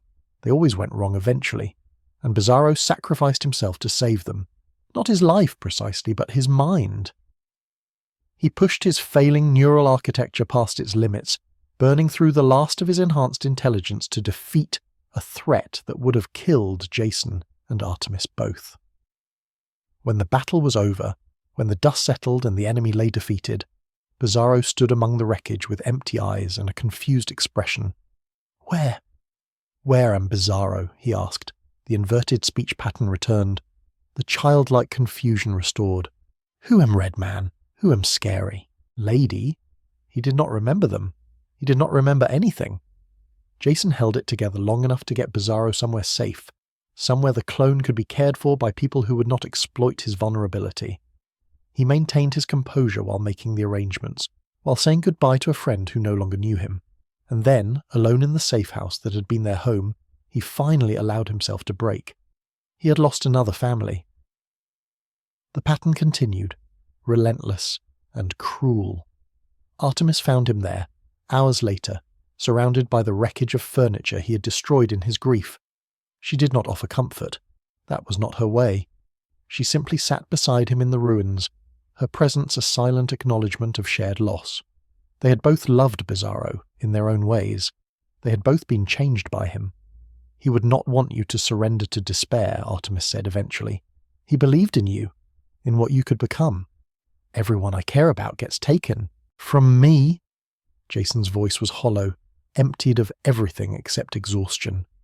"Everyone I let in either dies or leaves or forgets I ever existed. Maybe that's the lesson. Maybe I'm not supposed to have connections." "That is cowardice speaking. You know better." "Do I?" Artemis stood, her hand extended toward him. "Rise," she said. "We have work to do, enemies to fight, a world that needs people willing to do what others cannot." Her expression softened just slightly. And you still have me. For whatever that is worth." Jason looked at her hand. He thought about refusing, about retreating into the isolation that had always felt safer than vulnerability. He thought about all the reasons why caring about people was dangerous, why connection inevitably led to loss. Then he took her hand and let her pull him to his feet. "It's worth a lot," he said quietly. "More than you know." The Dark Trinity was broken, but Jason Todd endured. He always endured. And somewhere, in a care facility, designed for beings with unusual needs, a confused creature with a Superman's face looked out at the world with innocent eyes, no longer remembering the friend who had saved him, but somehow still carrying, in whatever passed for his heart, the warmth that friendship had kindled. Some things, it seemed, even amnesia could not entirely erase. The letter arrived at Wayne Manor on a morning like any other, tucked between utility bills and charity solicitations, as if it were nothing remarkable. But the handwriting on the envelope was unmistakable. The same jagged scrawl that had adorned ransom notes and death threats and playing cards left at crime scenes for decades. The Joker had written to Batman, and for reasons that no one could explain, he had used the postal service to do it. Bruce did not open it. He placed it in an evidence bag, filed it in the cave's archives, and refused to discuss its contents with anyone. This was not unusual behaviour for the Dark Knight. He had always maintained boundaries around certain aspects of his war on crime, but something about this particular letter seemed to disturb him more than most. Jason noticed the way Bruce's jaw tightened whenever someone mentioned it. He noticed the late night spent staring at the sealed envelope, as if Bruce could divine its message through sheer force of will. He noticed, but he did not ask. Some wounds were too deep for casual conversation. The truth emerged 2 months later, when Batman's investigation into a series of seemingly unconnected crimes revealed a pattern that should have been impossible. The Joker had been sighted in 3 different locations on the same night, committing 3 different atrocities, each bearing his unmistakable signature. Video evidence confirmed it. Forensic analysis supported it. The conclusion was inescapable, however much it defied rational explanation. There was not one Joker. There had never been one Joker. There were 3. The revelation rewrote decades of Batman's history in a single devastating stroke. Every encounter with the Clown Prince of Crime, every scheme foiled and every atrocity survived, had to be reconsidered in light of this new information. The Joker who had crippled Barbara Gordon in The Killing Joke, was he the same Joker who had murdered Jason Todd? The Joker who had killed Robin's parents in some versions of events, who had terrorized Gotham with laughing gas and exploding toys? Which one had done what? The question multiplied into infinity, each answer spawning a dozen new questions. Bruce called a meeting. Not of the full Bat family, this was too personal, too raw for the extended network of allies, but of the 3 people most directly affected by the Joker's violence. Himself, Barbara Gordon, who had rebuilt her life after being shot and paralyzed, who now fought as Oracle and occasionally as Batgirl once more. And Jason Todd, who had died at the Joker's hands and returned with a vendetta that had never truly been resolved. They gathered in the cave, surrounded by the trophies of Bruce's long war, and they planned. 3 Jokers, Barbara said, her analytical mind already working through the implications. 3 distinct personalities operating under the same identity. How did no one notice before now? We noticed inconsistencies, Bruce replied. Variations in methodology, in target selection, in the specific flavour of madness. We attributed them to the Joker's chaotic nature, assumed that unpredictability was part of his pathology. His jaw tightened. We were wrong. Do we know which one is which? Jason's voice was carefully controlled, but the tension beneath it was audible to anyone who knew him. Do we know which one killed me? Bruce was silent for a long moment before answering. I have theories. Based on the pattern analysis, I believe each Joker represents a different archetype, a different approach to chaos and crime. The first is the criminal, the original, the mastermind, the one who treats villainy as a profession. The second is the clown, theatrical, obsessed with performance, more interested in spectacle than strategy. The third is the comedian, nihilistic, philosophical, driven by a desire to prove that existence itself is a joke. And which one beat me to death with a crowbar? The criminal. Bruce met Jason's gaze directly, unflinching. The methodical one. The one who plans, who calculates, who understands that some acts of violence serve purposes beyond the immediate pleasure they provide. He killed you to hurt me. It was strategic, personal, deliberate. Jason absorbed this information in silence. He had spent years imagining the Joker as a singular entity, a chaos agent whose actions could not be predicted or understood. Learning that his murder had been calculated, that it had been chosen rather than random, changed something in the geometry of his rage. It made the Joker more human somehow, more culpable, more killable. "Then we find them," Jason said. "All three, and we end this." Barbara and Bruce exchanged a glance that Jason could not interpret, but neither of them objected. The hunt for the three Jokers took them across Gotham and beyond, through crime scenes and witness interviews and forensic analyses that pushed even Batman's detective capabilities to their limits. They worked together in a way that felt almost natural. Three survivors of the Joker's violence, united by shared trauma and a shared determination to finally understand the enemy who had shaped their lives. Barbara brought technological expertise and analytical precision, her years as Oracle having honed skills that complemented Bruce's more intuitive investigative methods. She tracked financial records and communication patterns, building profiles of each Joker's operations, identifying the networks that supported their individual campaigns of terror. Her mobility had been restored through a combination of surgery and technology, and she moved through the investigation with a confidence that sometimes surprised even herself. Jason brought street-level knowledge and a willingness to pursue leads that Batman might have overlooked. His years operating outside the law had given him contacts throughout Gotham's underworld. Informants who would never speak to the Dark Knight, but who owed the Red Hood favours or feared his retribution. He gathered intelligence from sources that existed beneath Batman's radar, piecing together a picture of the Joker's activities that official channels could never have provided. And Bruce brought everything else, the resources, the experience, the obsessive attention to detail that had made him the world's greatest detective. He had been fighting the Joker, the Jokers, for longer than Jason or Barbara had been alive. Every encounter, every data point, every fragment of evidence resided in his memory, waiting to be connected to the larger pattern. Together they made progress. Slowly at first, then with accelerating momentum as each discovery illuminated the next. The clown was the first to fall. They found him in an abandoned theatre on Gotham's east side, surrounded by props and costumes from decades of theatrical crimes. He was older than Jason had expected, his madness preserved by the chaos of his existence but not by any supernatural means, and he surrendered, with something approaching relief when confronted by all three of them. "It was fun while it lasted," he said, his smile still wide but his eyes tired. "But the show has to end sometime. Every good performer knows when to take their bow." The comedian was harder. His nihilism made him unpredictable in ways that even Batman struggled to anticipate. He did not care about escaping, did not care about surviving. He cared only about proving his thesis, demonstrating through action that morality was an illusion, and that everyone, given sufficient pressure, would abandon their principles. The confrontation with him was philosophical as much as physical, a battle of worldviews conducted through violence and rhetoric.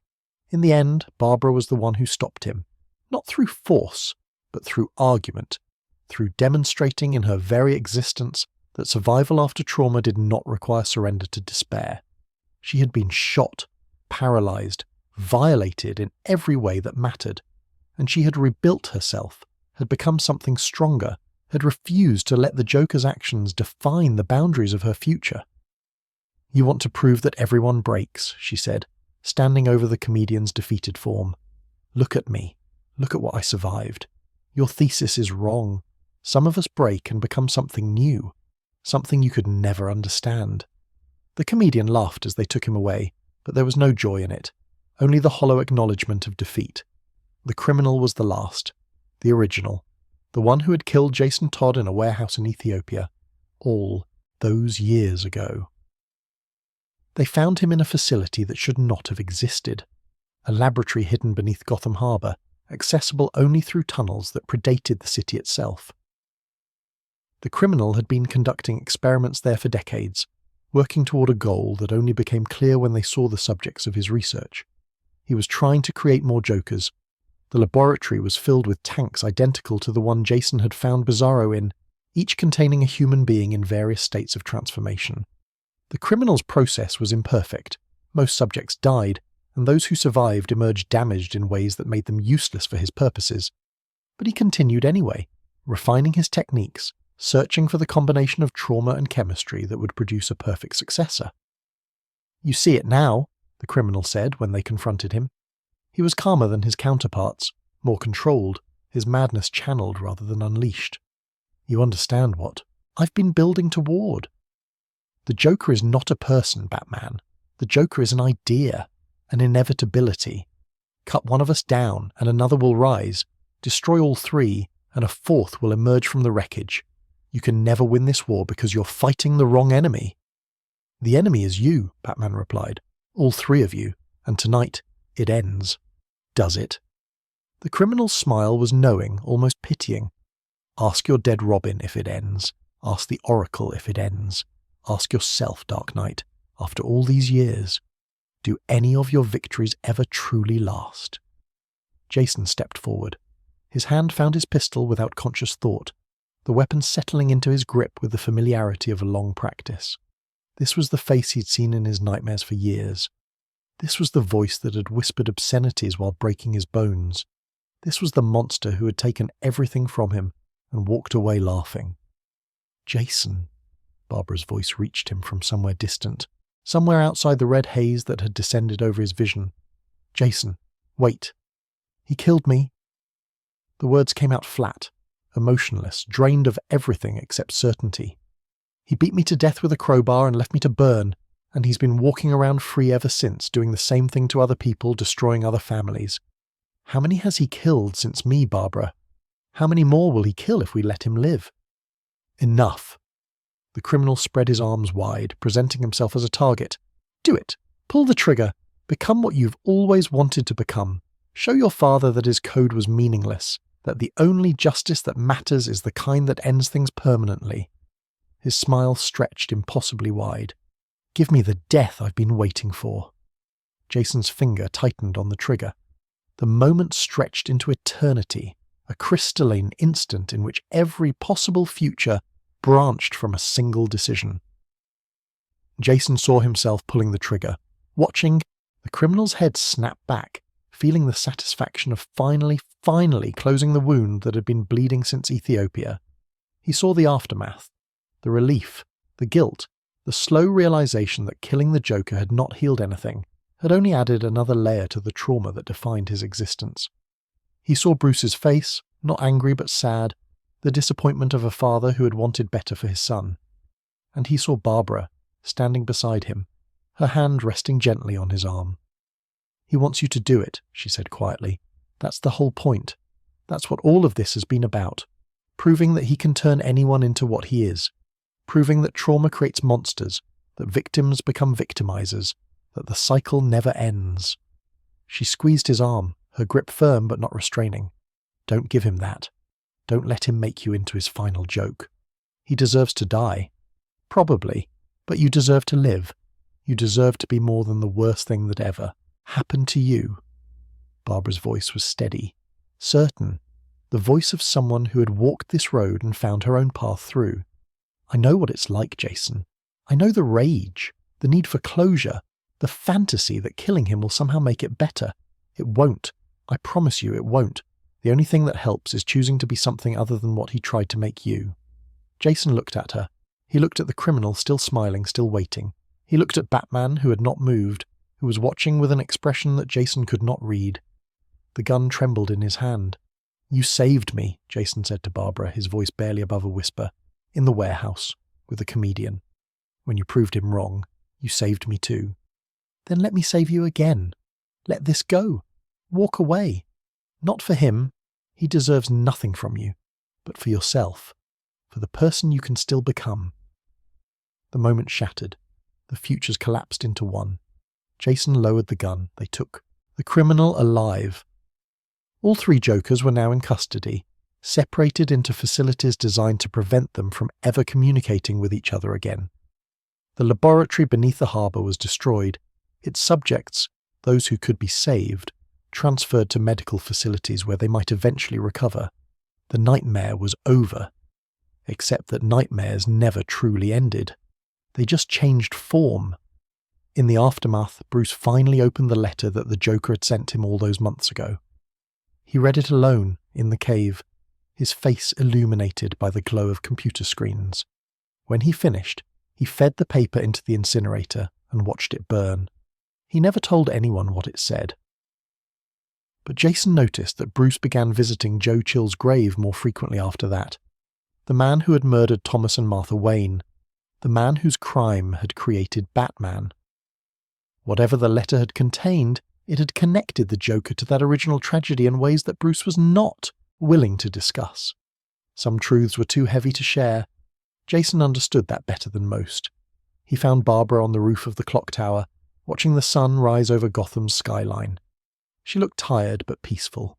The weight of the investigation finally lifted from her shoulders. "Thank you," Jason said, settling beside her, "for what you said, for stopping me. You stopped yourself. I just reminded you that you could." Still, it meant something, having someone there who understood. He hesitated, searching for words that had never come easily to him. "I spent years thinking that the only way to get closure was to kill him, that his death was the only thing that would make the pain stop.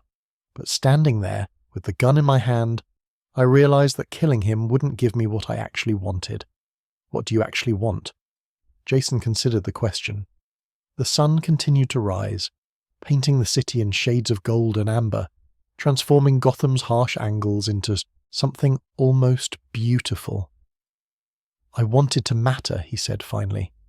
"I wanted my death to have meant something. I wanted Bruce to have chosen me.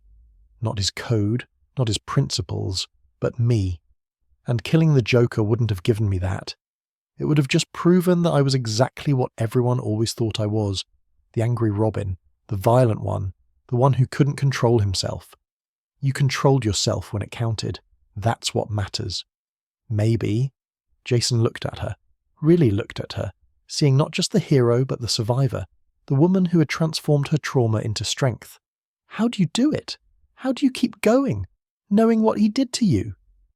Barbara was quiet for a long moment before answering. "I decided that he didn't get to define me, that one night, however terrible, however transformative, was not going to be the summary of my existence. I'm more than what he did to me. I'm more than my worst moment." She turned to face him, her expression open and honest. "So are you, Jason. You're more than the boy who died in that warehouse. You're more than the anger and the violence and the need for revenge. You just have to decide to believe it." The sun cleared the horizon, flooding the rooftop with light. Jason felt something shift in his chest. Not healed, not yet, but moving in that direction. The wound the Joker had inflicted would never fully close. But perhaps, for the first time, it was starting to scar over. "I think I'm starting to," he said. Barbara smiled and took his hand. Below them, Gotham awakened to a new day. The city was still broken, still corrupt, still in desperate need of heroes who would fight for it. But for this one moment, the war could wait. Jason Todd had finally let go of his need for revenge, and in doing so, he had taken the first real step toward becoming something other than what the Joker had tried to make him. The invitation arrived by encrypted message, routed through 3 separate servers and 2 dead-drop protocols before reaching Jason's secure terminal. Dick Grayson had always been theatrical about his communication methods, even when the message itself was painfully simple. "Dinner at the Manor, Sunday. Alfred's making pot roast. Please come." Jason stared at the words for a long time, trying to pass the layers of meaning beneath their surface simplicity. A family dinner, an olive branch extended across years of conflict and misunderstanding. An acknowledgement that whatever else had happened between them, Jason was still, technically, legally, emotionally, part of something larger than himself. He should refuse. That would be the safe choice, the self-protective choice, the choice that would spare him the inevitable awkwardness of sitting across a table from people who had spent years either fighting him or pretending he did not exist. The Bat family had made their peace with the idea of Jason Todd, the tragic Robin whose death had scarred them all. They had not necessarily made peace with Jason Todd the person, the Red Hood, the killer, the living reminder that Bruce Wayne's crusade created casualties even among those it was meant to save. But Alfred was making pot roast, and Jason, despite everything, had never quite managed to kill the part of himself that remembered what it felt like to belong somewhere. He sent back a single word: fine. The drive to Wayne Manor was an exercise in emotional archaeology. Every mile brought memories. The gates where he had first arrived as a terrified street kid, trying desperately to pretend he was not terrified. The driveway where he had learned to ride a motorcycle, Dick Grayson laughing at his early attempts while secretly ensuring he did not break his neck. The front door through which he had walked 1,000 times as Robin, returning from patrols with Bruce, reporting to Alfred, collapsing into a bed that was actually his. The manor had changed since his death, and yet it had not changed at all. New security systems hummed beneath the ancient architecture. The gardens had been redesigned, then redesigned again, but the fundamental character of the place remained. That peculiar combination of Gothic grandeur and hidden warmth that had always defined Bruce Wayne's ancestral home. Alfred met him at the door before Jason could knock. The old man looked older than Jason remembered. The years had not been gentle, but his eyes held the same quiet intelligence, the same unspoken understanding that had always made him the emotional center of the Wayne household. "Master Jason," Alfred's voice carried no judgment, no hesitation, no awkward acknowledgement of the years and violence that separated this moment from the last time Jason had entered through this door as a welcome guest. "You are looking well, perhaps a bit thin. We shall have to remedy that." "Alfred." Jason found that his voice had gone rough, his throat tight with emotions he'd not anticipated. "It's good to see you." "And you, young sir, and you." Alfred stepped aside, gesturing toward the interior. "The others are gathering in the dining room. I trust you remember the way." The others. Such a simple phrase for such a complicated reality. The dining room held more people than Jason had expected. Dick Grayson was there, of course. He had sent the invitation after all. He sat near the head of the table, his posture relaxed in the way that only Dick could manage, projecting welcome and warmth even in a situation fraught with potential for disaster. Beside him was Barbara Gordon, her presence both surprising and somehow inevitable. She caught Jason's eye as he entered and offered a small nod of acknowledgement. Co-conspirators now, bound by shared experiences that neither of them had asked for. Tim Drake occupied a seat further down the table, his attention apparently focused on a tablet that Jason strongly suspected was running case files rather than anything social. The third Robin, the one who had replaced Jason, who had taken the mantle when Bruce needed a partner and Jason was too dead to provide, looked up briefly, his expression carefully neutral. Their relationship had always been complicated. Tim had never known the boy Jason had been, only the threat that Jason had become. Building a connection required starting from less than zero. And then there was Damian Wayne. Bruce's biological son sat at the far end of the table with the rigid posture of someone who considered himself above such pedestrian gatherings, but had been compelled to attend anyway. He was young, absurdly young really, to have already accumulated the combat experience and psychological damage that characterized every member of this family, and his eyes tracked Jason with the wariness of a predator assessing a potential rival. Jason had never quite figured out how to feel about Damian. The boy was arrogant, abrasive, and apparently incapable of normal human interaction. He was also, undeniably, Bruce Wayne's son in ways that Jason could never claim to be. Blood mattered in families like this one. Blood created connections that adoption and shared trauma could not quite replicate. "You came," Dick's voice cut through the silence, warm and genuinely pleased. "I wasn't sure you would." "Alfred's making pot roast. I'm not an idiot." The tension in the room eased slightly. Not disappeared. Tensions in the Bat family never truly disappeared, but shifted into something more manageable. Jason took the empty seat between Dick and Barbara, nodding acknowledgement to the others, settling into an environment that felt simultaneously foreign and achingly familiar. "Where's Bruce?" he asked, though he suspected he already knew the answer. "Running late," Dick said. "Shocker, I know. He said he'd be here, though. He promised." Bruce Wayne's promises had always been complicated things. He meant them when he made them. Jason believed that despite everything. But the mission had a way of overriding personal commitments. The mission always came first. That was the fundamental truth of Batman's existence, the core around which everything else revolved. Jason understood that.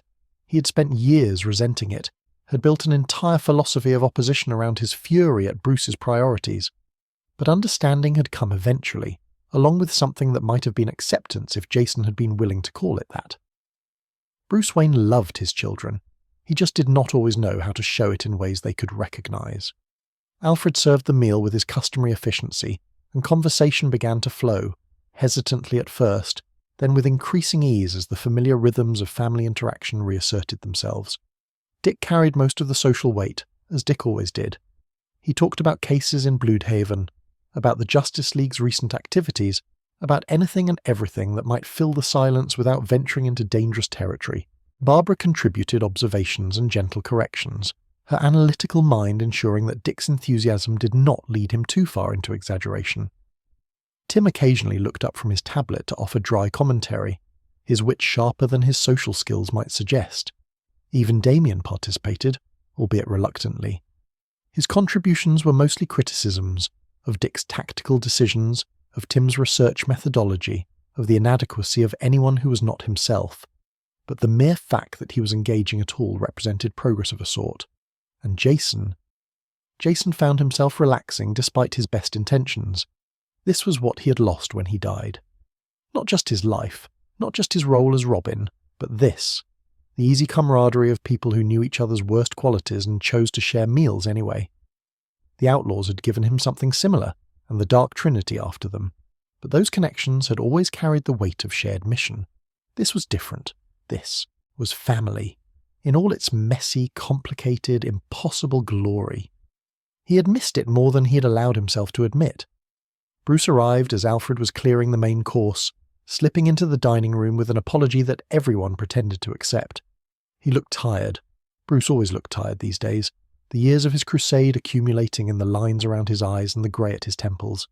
But he was present. He had kept his promise. Jason. Bruce's voice was carefully neutral, revealing nothing of whatever emotions might be churning beneath the surface. I'm glad you came. Dick guilt-tripped me. Alfred bribed me with food.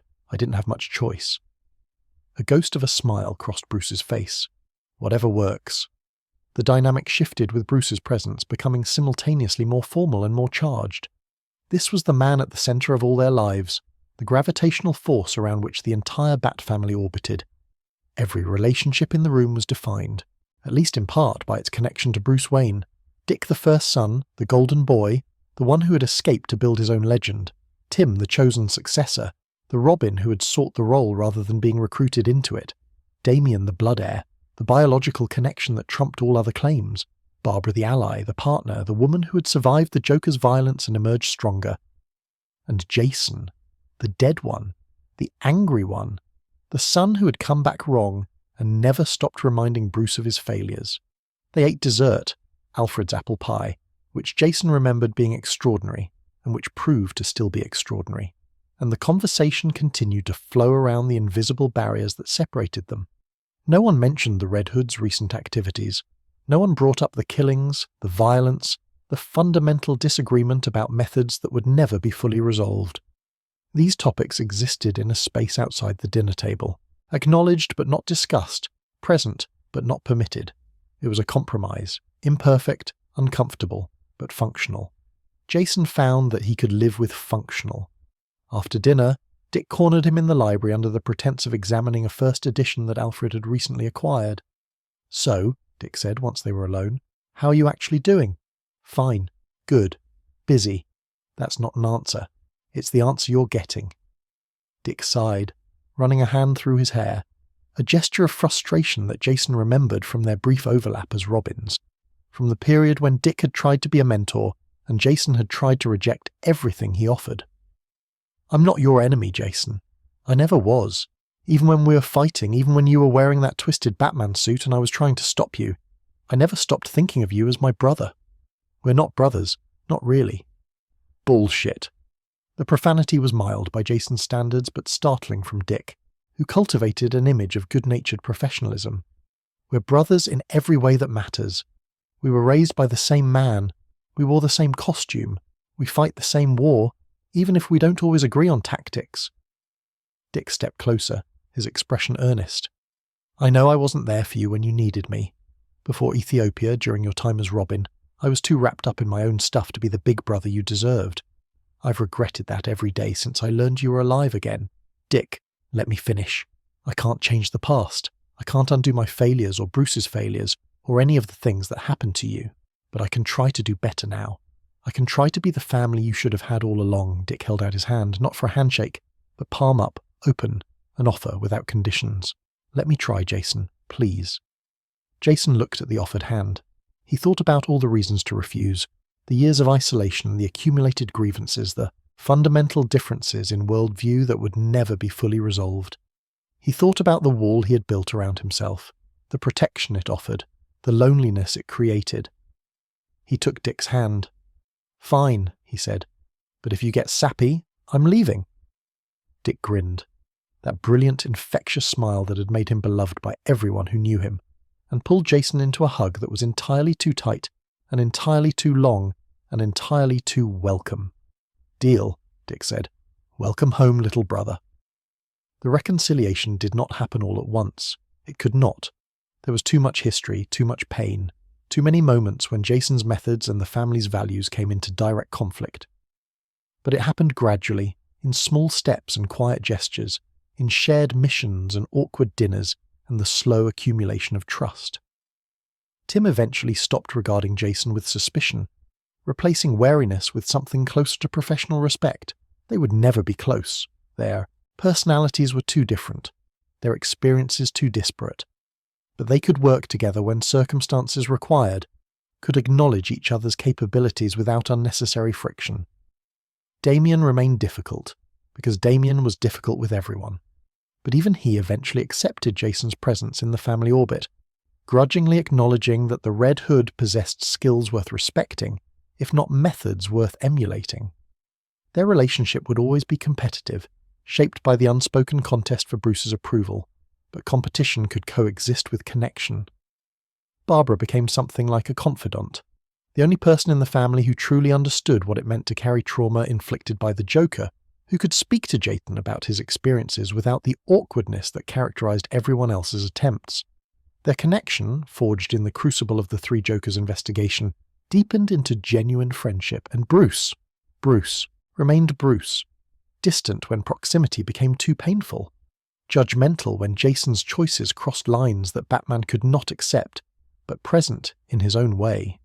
Trying, even when trying was not enough. They would never have the relationship that either of them wanted. The warehouse in Ethiopia had ensured that, had created wounds too deep for complete healing, but they could have something, a connection, however imperfect, a family, however fractured. Jason learned to accept that this was enough. That enough was better than nothing. That the boy who had died in that warehouse would have given anything for even this much. He still operated as the Red Hood. He still killed when he deemed it necessary, still pursued a vision of justice that the Bat family could not endorse. The fundamental disagreements remained, papered over by mutual agreement not to discuss them, present at every family gathering like uninvited guests. But he came to the dinners, he answered Dick's calls, he helped when crises erupted, fighting alongside siblings who did not fully approve of him, but accepted him anyway. He was the outsider still. He would always be the outsider, but he was their outsider, and that, he was learning, made all the difference.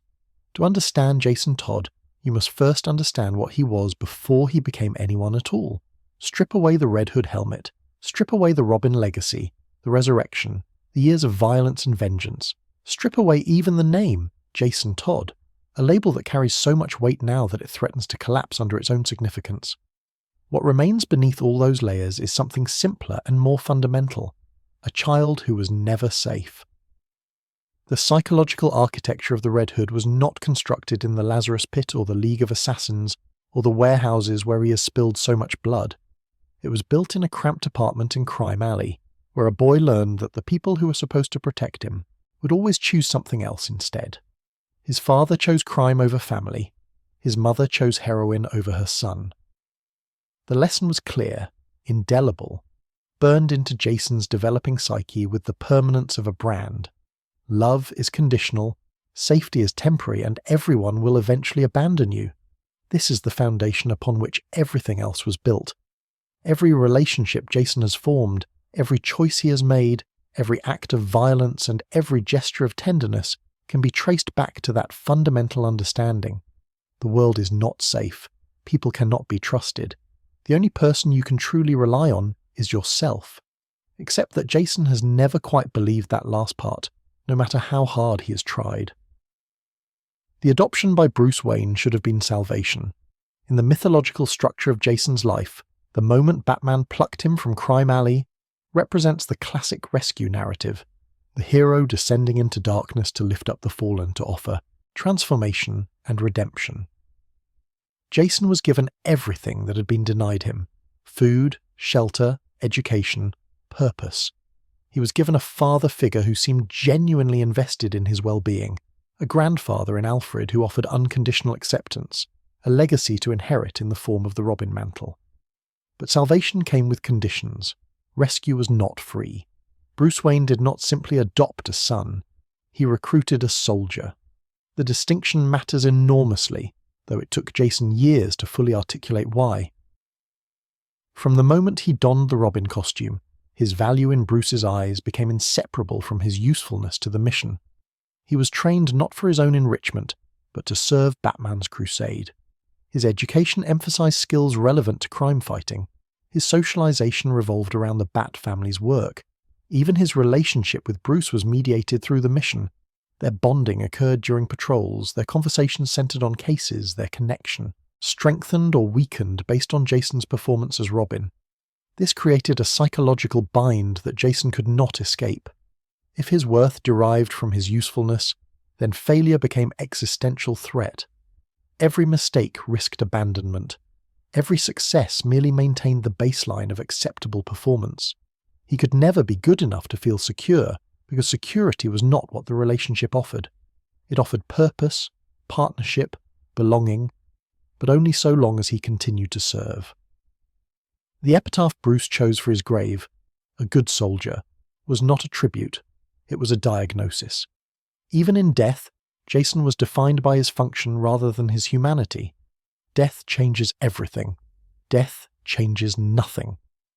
Jason Todd died in that Ethiopian warehouse, beaten to death by a madman while his biological mother watched. The physical trauma was overwhelming: shattered bones, ruptured organs, burns from the explosion that followed. But the psychological trauma was worse, and it persists to this day. Consider what Jason experienced in those final moments. He had searched across the world for his real mother, driven by the desperate hope that somewhere out there was someone who would love him without conditions. He found Sheila Haywood, and for a brief, shining moment, he believed he had finally discovered what he had been seeking: a parent who wanted him, a connection that did not depend on his usefulness to some larger cause, and then she betrayed him. Sheila handed her own son to the Joker to protect herself, choosing her survival over his just as every other adult in Jason's life had chosen something over him. The lesson of Crime Alley was reinforced at the worst possible moment. Even your own mother will abandon you when her interests are at stake. The beating itself was almost secondary. By the time the Joker raised that crowbar, Jason's spirit had already been broken. The physical violence was merely confirmation of what he already knew, that he was disposable, forgettable, worth less than the adults around him considered their own comfort. He died believing that no one would ever truly choose him. He died believing that his life had been a series of conditional acceptances, each eventually revoked when circumstances changed. He died alone, in agony, with the laughter of his killer echoing in his ears. Is it any wonder that he came back angry? The Lazarus Pit complicates every psychological analysis of Jason Todd. The mystical waters that restored his mind after resurrection are known to induce temporary madness in those who emerge from them. Ra's al Ghul himself, despite centuries of experience with the pit, exhibits episodes of violent irrationality following each immersion. The chemical or magical properties that restore life also destabilize consciousness, amplifying existing psychological tendencies toward extremes. Jason entered the pit already traumatized, already angry, already carrying wounds that had never properly healed. The pit did not create his capacity for violence, that had been cultivated long before in the streets of Crime Alley and the training halls of the Batcave. But it may have amplified that capacity, may have stripped away inhibitions that previously moderated his responses, may have made permanent what would otherwise have been temporary. The question haunts every assessment of Jason's choices. How much of the Red Hood's violence is Jason, and how much is Lazarus' corruption? He does not know. No one knows. The uncertainty itself becomes a psychological burden, another layer of identity confusion added to an already unstable foundation. When Jason kills, is he acting from genuine moral conviction or pit-induced psychopathy? When he shows mercy, is he overcoming his true nature or simply experiencing a lucid interval between episodes? The inability to trust his own motivations makes self-understanding nearly impossible. This is perhaps the cruelest aspect of his resurrection. Jason was given back his life, but not his certainty about who he is or why he does what he does. He exists in a perpetual state of self-doubt, never fully confident that his choices are truly his own. The Joker obsession serves psychological functions that extend beyond simple revenge. On the surface, Jason's fixation on his murderer is entirely understandable. The Joker killed him. The Joker walks free. The continued existence of the man who beat him to death represents a failure of justice so profound that it cannot be ignored. Any trauma survivor would struggle with the knowledge that their abuser faces no consequences for what they did. But Jason's obsession runs deeper than that. The Joker is not merely the man who killed him. The Joker is the embodiment of everything Jason fears about himself. Both of them were created by Gotham's cruelty. Both of them responded to trauma with violence. Both of them exist outside the normal boundaries of society, operating by codes that others cannot understand or accept. The Joker represents what Jason might become if he surrenders fully to his rage, if he abandons the moral framework that distinguishes killing for protection from killing for pleasure. He is a dark mirror, a cautionary tale, a constant reminder of how thin the line is between justified violence and meaningless destruction. Jason's need to kill the Joker is not just about revenge. It is about proving that they are different, that Jason's killing serves purpose while the Joker's serves only chaos. Every moment the Joker remains alive, that distinction becomes harder to maintain. Every time Batman chooses to spare the clown, Jason's own violence seems less justified by comparison. The confrontation in the warehouse, when Jason demanded that Bruce choose between his code and his son, was not really about the Joker at all. It was about Jason needing external validation for his own identity. If Bruce killed the Joker for him, it would prove that Jason mattered more than principles. It would prove that his death had meant something, that his life had value beyond his usefulness as a soldier. Bruce's refusal denied him that validation. And Jason has been searching for it ever since, in violence and in connection, in isolation and in family, never quite finding what he needs. Control is the thread that runs through everything Jason does. He could not control his father's abandonment or his mother's addiction. He could not control being taken in by Bruce Wayne or being sent to Ethiopia. He could not control the Joker's crowbar or the bomb that killed him. He could not control his resurrection or the pit's effects on his mind. The Red Hood's entire operation can be understood as an attempt to impose control on an uncontrollable world. He does not simply fight crime, he manages it, reshaping Gotham's underworld according to rules that he determines. He does not simply kill criminals, he selects targets according to criteria that he establishes, judging who deserves death based on standards that he alone defines.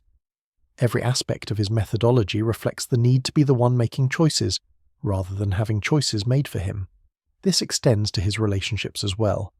Jason maintains distance even from people he cares about, controlling the terms of engagement, ensuring that he can withdraw before they have the chance to abandon him. The Outlaws, the Dark Trinity, even his reconciliation with the Bat family, all of these connections are characterized by Jason's insistence on maintaining independence within partnership. He will work with others, but only on his terms. He will accept help, but only when he has requested it. He will love, but only with one foot always positioned toward the exit. The irony is that this need for control often undermines the very connections he craves. By maintaining distance, he creates the very abandonment he fears. By insisting on independence, he isolates himself from the support that might actually help him heal. Beneath the violence, beneath the trauma, beneath the rage, Jason Todd possesses an emotional intelligence that he rarely receives credit for. He understands people. He reads motivations with an accuracy that rivals Batman's deductive capabilities. He knows how to connect with broken individuals, how to reach them, how to offer them dignity, how to see past their damage to the humanity beneath. His leadership of the Outlaws and Task Force Z demonstrated this capacity repeatedly. He took in outcasts and misfits, people whom mainstream society had rejected, and he built something resembling family with them. This is not the profile of a psychopath or an unfeeling killer.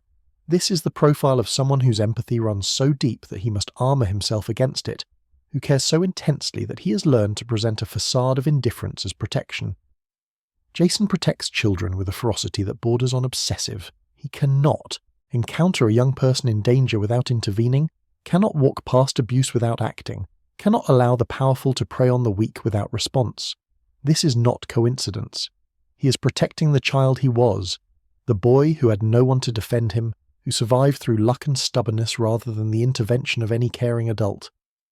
Every kid he saves is a proxy for the kid he could not save, himself, at 8 years old, watching his mother choose oblivion over him. Healing is possible. Jason knows this intellectually, has seen evidence of it in his own gradual reconciliation with the Bat family, in his ability to form connections that would have been impossible in the immediate aftermath of his resurrection. He's not the same person who first donned the Red Hood helmet, consumed entirely by rage and vengeance. Growth has occurred, however slow, however incomplete. But healing is not linear, and it is not guaranteed. Jason still kills. He still struggles with the pit's influence on his psyche. He still maintains walls around his heart that prevent true intimacy, still expects abandonment from everyone he allows himself to care about. The tragedy of Jason Todd is not that he is beyond redemption.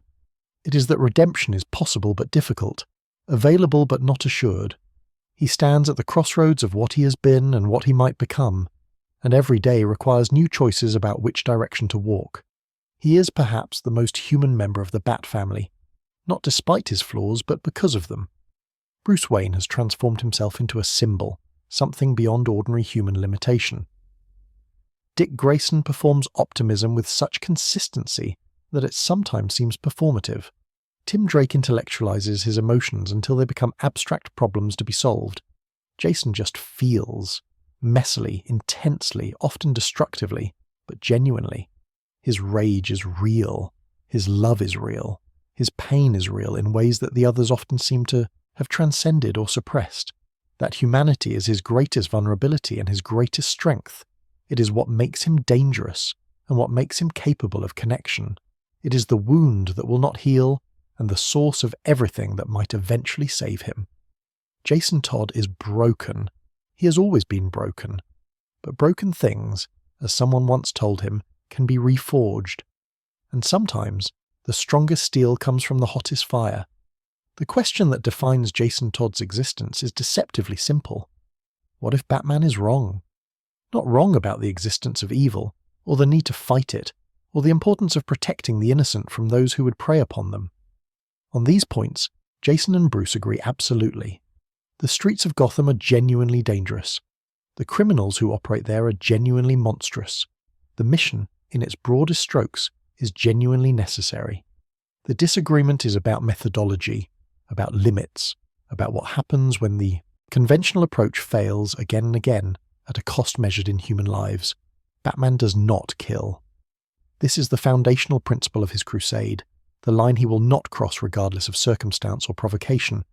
He has held to this rule through decades of conflict, through the murder of his parents and his son and countless innocent bystanders, through confrontations with enemies so evil that their continued existence seems like an affront to justice itself.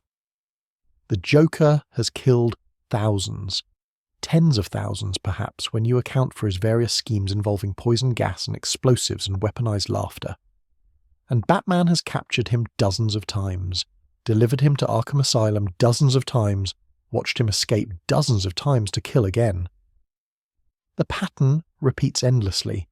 The body count rises, and still, Batman refuses to break his rule. Jason Todd looks at this pattern and sees not moral principle, but moral failure. He sees a man so committed to his own psychological comfort that he will allow infinite murder rather than soil his hands with a single necessary death. He sees a crusade that has become more about the crusader than the people it is supposed to protect. He sees his own corpse, beaten to death with a crowbar, and the smiling face of the man who killed him walking free to do it again. What if Batman is wrong? What if the only way to actually save Gotham is to do what Bruce Wayne cannot bring himself to do? The utilitarian calculation is straightforward, almost elegant in its brutal simplicity. The Joker escapes Arkham Asylum. He kills 100 people. He is captured. He escapes again. He kills another 100 people. The cycle repeats, indefinitely, because the system that is supposed to contain him is fundamentally inadequate to the task, and the one person capable of ending the cycle permanently refuses to do so. One death, the Joker's death, would prevent hundreds of future deaths, thousands potentially, depending on how many more times the cycle would otherwise repeat. By any rational measure of harm reduction, killing the Joker is not merely justified, but morally obligatory. Allowing him to live, knowing what he will do with that life, makes you complicit in every death that follows. Jason makes this argument explicitly, repeatedly, to anyone who will listen. The mathematics are undeniable. The logic is airtight. The only counter-argument available is that killing is inherently wrong, regardless of consequences, a position that privileges abstract principle over concrete human lives. Batman's response to this argument has never been fully satisfying, even to those who support his position. If I kill him, I become him, Bruce has said. If I cross that line, there's no coming back. I'll keep crossing it, again and again, until there's nothing left of me but the killing. This is not a moral argument. It is a psychological confession. Bruce is not claiming that killing the Joker would be wrong, in some cosmic sense. He is claiming that he personally cannot trust himself to kill justly, that his own capacity for violence is so great that it must be absolutely constrained or it will consume him entirely. The rule against killing is not about protecting the Joker. It is about protecting Batman from himself. Jason finds this reasoning contemptible, not because it is untrue. He understands, perhaps better than anyone, the seductive nature of violence and the difficulty of maintaining limits once you have begun crossing them, but because it prioritizes Bruce Wayne's psychological integrity over the lives of the innocent people who will die as a result of that choice. "You're not protecting Gotham," Jason told him once, in a confrontation that still echoes through both their memories. "You're protecting yourself. Your hands stay clean while everyone else drowns in blood." The Red Hood's philosophy is not mere bloodlust dressed in principle. It is a coherent framework for violence, carefully reasoned and consistently applied, that distinguishes it from the chaos it opposes. Jason kills, but he does not kill indiscriminately. His targets are selected according to criteria that reflect genuine moral judgment, rather than arbitrary rage. He kills murderers, people who have taken life and will take life again if they are not stopped. He kills rapists, particularly those who prey on children, whose crimes are so damaging and whose recidivism rates are so high that no amount of imprisonment or rehabilitation seems to reduce the threat they pose. He kills drug dealers who sell to minors, who cut their product with lethal additives, who operate with such disregard for human life that their business model depends on the suffering of their customers. He does not kill thieves. He does not kill addicts. He does not kill people whose crimes are driven by desperation rather than malice, whose actions harm primarily themselves, whose lives might yet be redirected towards something better. The distinction matters. It is the difference between justice and slaughter, between a philosophy of necessary violence and a philosophy of meaningless destruction. And crucially, Jason's violence has direction. He protects as much as he punishes. Children are sacrosanct in his moral framework. He will not tolerate harm to them under any circumstances, will go to extraordinary lengths to shield them from the predators who would exploit their vulnerability. Women fleeing abuse find in the Red Hood an unlikely ally, someone who takes their suffering seriously when official channels have failed them. The weak, the marginalized, the people whom Gotham's systems have abandoned, these are the constituencies that Jason serves, using methods that those systems cannot employ. This is not vigilantism in the traditional sense. It is a parallel justice system, operating according to rules that the official system refuses to enforce. Batman argues that killing makes you no different from the criminals you fight. This is the philosophical core of his opposition to Jason's methods, the claim that once you take a life, you have become the very thing you sought to oppose.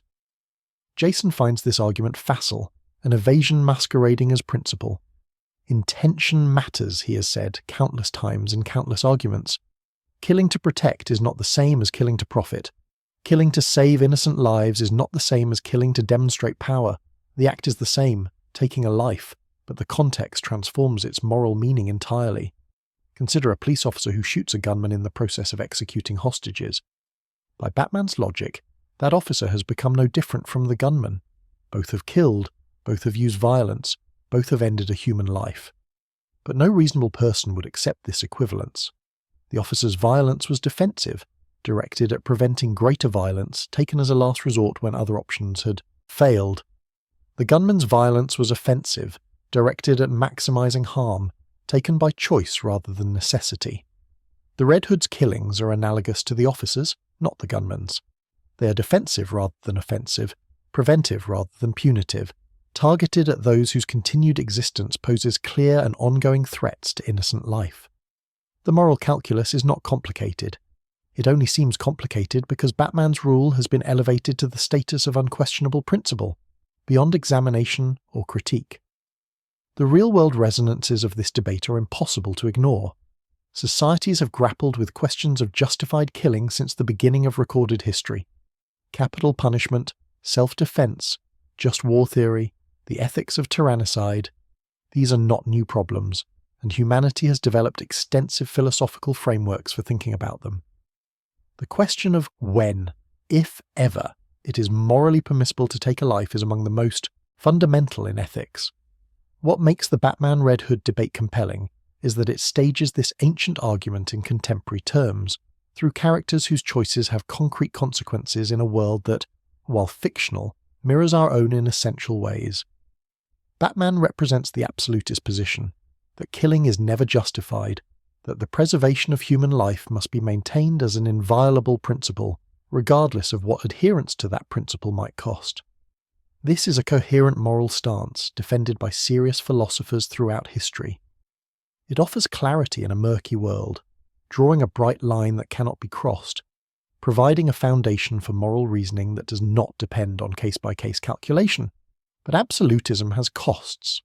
When the principle prevents actions that would clearly reduce suffering, when adherence to the rule produces worse outcomes than violation would, the absolutist must accept those costs as the price of moral consistency. Batman accepts that price. He accepts that his refusal to kill the Joker will result in more deaths than killing him would. He believes that the principle is worth the cost. Jason represents the consequentialist position, that actions should be judged by their outcomes, that the right choice is the one that produces the best results, that sometimes terrible actions are justified by the greater goods they serve. This is also a coherent moral stance, defended by equally serious philosophers. It offers flexibility in a complex world, allowing moral reasoning to adapt to circumstances, providing guidance that responds to actual situations rather than abstract principles. But consequentialism has costs as well. When every action must be justified by its outcomes, when no principle is sacred, the door opens to rationalizations that serve self-interest rather than genuine moral calculation. The road to atrocity is paved with arguments about greater goods and necessary evils. Jason must constantly guard against becoming what he fights, must maintain the internal discipline that prevents his violence from sliding into meaningless destruction. Neither position is wholly right. Neither position is wholly wrong. The debate between them is productive precisely because it illuminates the tensions within our own moral intuitions, the competing values that cannot be fully reconciled. The pragmatic dimension of Jason's philosophy extends beyond individual killings to the broader management of crime. One of his most controversial innovations has been his approach to the drug trade. Rather than attempting to eliminate narcotics from Gotham, an impossible goal, as decades of failed prohibition have demonstrated, Jason has sought to regulate them. Dealers who operate under his protection must follow rules. No sales to minors, no operations near schools, no product cut with substances more dangerous than the drugs themselves. Violators are dealt with severely. Compliance is rewarded with protection from both law enforcement and rival criminals. The result is a drug trade that is still criminal, still harmful, still far from ideal, but measurably less harmful than the chaos it replaced. Overdose deaths decline when product purity is controlled. Violence declines when territory disputes are adjudicated rather than fought.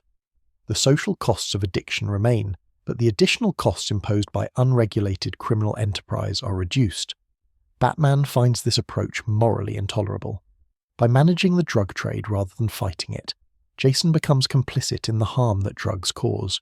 He is profiting, albeit indirectly, from addiction and suffering. He has become a crime lord himself, differing from his rivals only in the efficiency and organization of his operation. Jason accepts this criticism and rejects its implications. You can't eliminate evil, he argues. You can only manage it. Every system of law, every government, every institution that tries to control human behavior understands this. Perfection is not an option. The choice is between different kinds of imperfection, and I choose the imperfection that produces less suffering. This is harm reduction philosophy applied to vigilantism. It acknowledges the limits of what violence can achieve while still employing violence where it can be effective. It accepts moral compromise as the price of practical impact. It chooses dirty hands over clean conscience. The anti-hero tradition in comics provides context for understanding what Jason represents. Characters like the Punisher have explored similar territory, vigilantes who kill, who operate outside the conventional hero's moral framework, who take the logic of crime fighting to conclusions that more idealistic heroes refuse to reach. These characters exist because readers recognize something compelling in their philosophy, something that resonates with frustrations about the inadequacy of conventional justice. But Jason is not simply a Batman-flavored Punisher. His relationship to the Bat family complicates his position, preventing him from fully embracing the cold pragmatism that characters like Frank Castle embody. He cares about what Bruce thinks of him. He wants acceptance from Dick and Barbara and even Damian. He operates alone but does not want to be alone, kills but does not want to be defined by killing. This internal tension makes him more interesting than a straightforward anti-hero would be. He is not comfortable with his methods, does not celebrate the deaths he causes, does not revel in violence for its own sake. Every killing is a failure of some kind, a failure of the system that should have contained the threat, a failure of rehabilitation that might have transformed the criminal, a failure of his own imagination to find a better solution. Jason kills because he believes he must, not because he wants to. The distinction matters enormously. Over time, Jason's approach has evolved. The indiscriminate rage of his early years as the Red Hood has given way to something more measured, more targeted, more willing to seek non-lethal solutions when such solutions are available. He kills less frequently now than he once did, reserves lethal force for situations where it seems genuinely necessary rather than merely convenient. This evolution reflects growth, maturation, the gradual healing of wounds that once drove him toward excess. But it also reflects the influence of the connections he has formed, the Outlaws, the Dark Trinity, even the Bat family whose acceptance he has finally begun to receive. Jason is not unchanged by relationship. His philosophy adapts to incorporate the perspectives of people he respects, even when he does not fully adopt their positions. The debate with Batman remains unresolved. It will probably remain unresolved forever, because it cannot be resolved. Not definitively, not in a way that satisfies both parties, not in a way that eliminates the genuine tensions between their competing values. They will continue to disagree, continue to conflict, continue to love each other across the divide that separates their methods. This is as it should be. The question of when violence is justified is not one that admits of easy answers. The fact that Jason and Bruce disagree reflects the genuine difficulty of the problem, not a failure of either to understand the other's position. What Jason Todd offers, ultimately, is a challenge. He challenges Batman's certainty that his methods are sufficient, that his code serves the purposes it claims to serve, that his refusal to kill is genuinely about justice rather than about his own psychological needs. He forces readers to confront uncomfortable questions about their own moral intuitions, to ask whether they truly believe that killing is always wrong, or whether that belief crumbles when tested against sufficiently extreme cases. He exists so that we can ask the questions that heroes like. Batman cannot ask themselves, what if the rules are wrong? What if the system is broken? What if doing the right thing requires doing terrible things? There are no easy answers. Jason would be the first to admit that. His philosophy does not resolve the tensions it identifies. It simply refuses to pretend those tensions do not exist. It accepts moral compromise as inevitable and tries to compromise in the right direction, knowing that right is itself contested and uncertain. The Red Hood is not a hero in the conventional sense. He's not a villain either, despite what some of his methods might suggest. He's something else.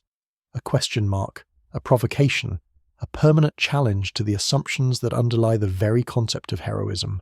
And that, perhaps, is exactly what Gotham needs.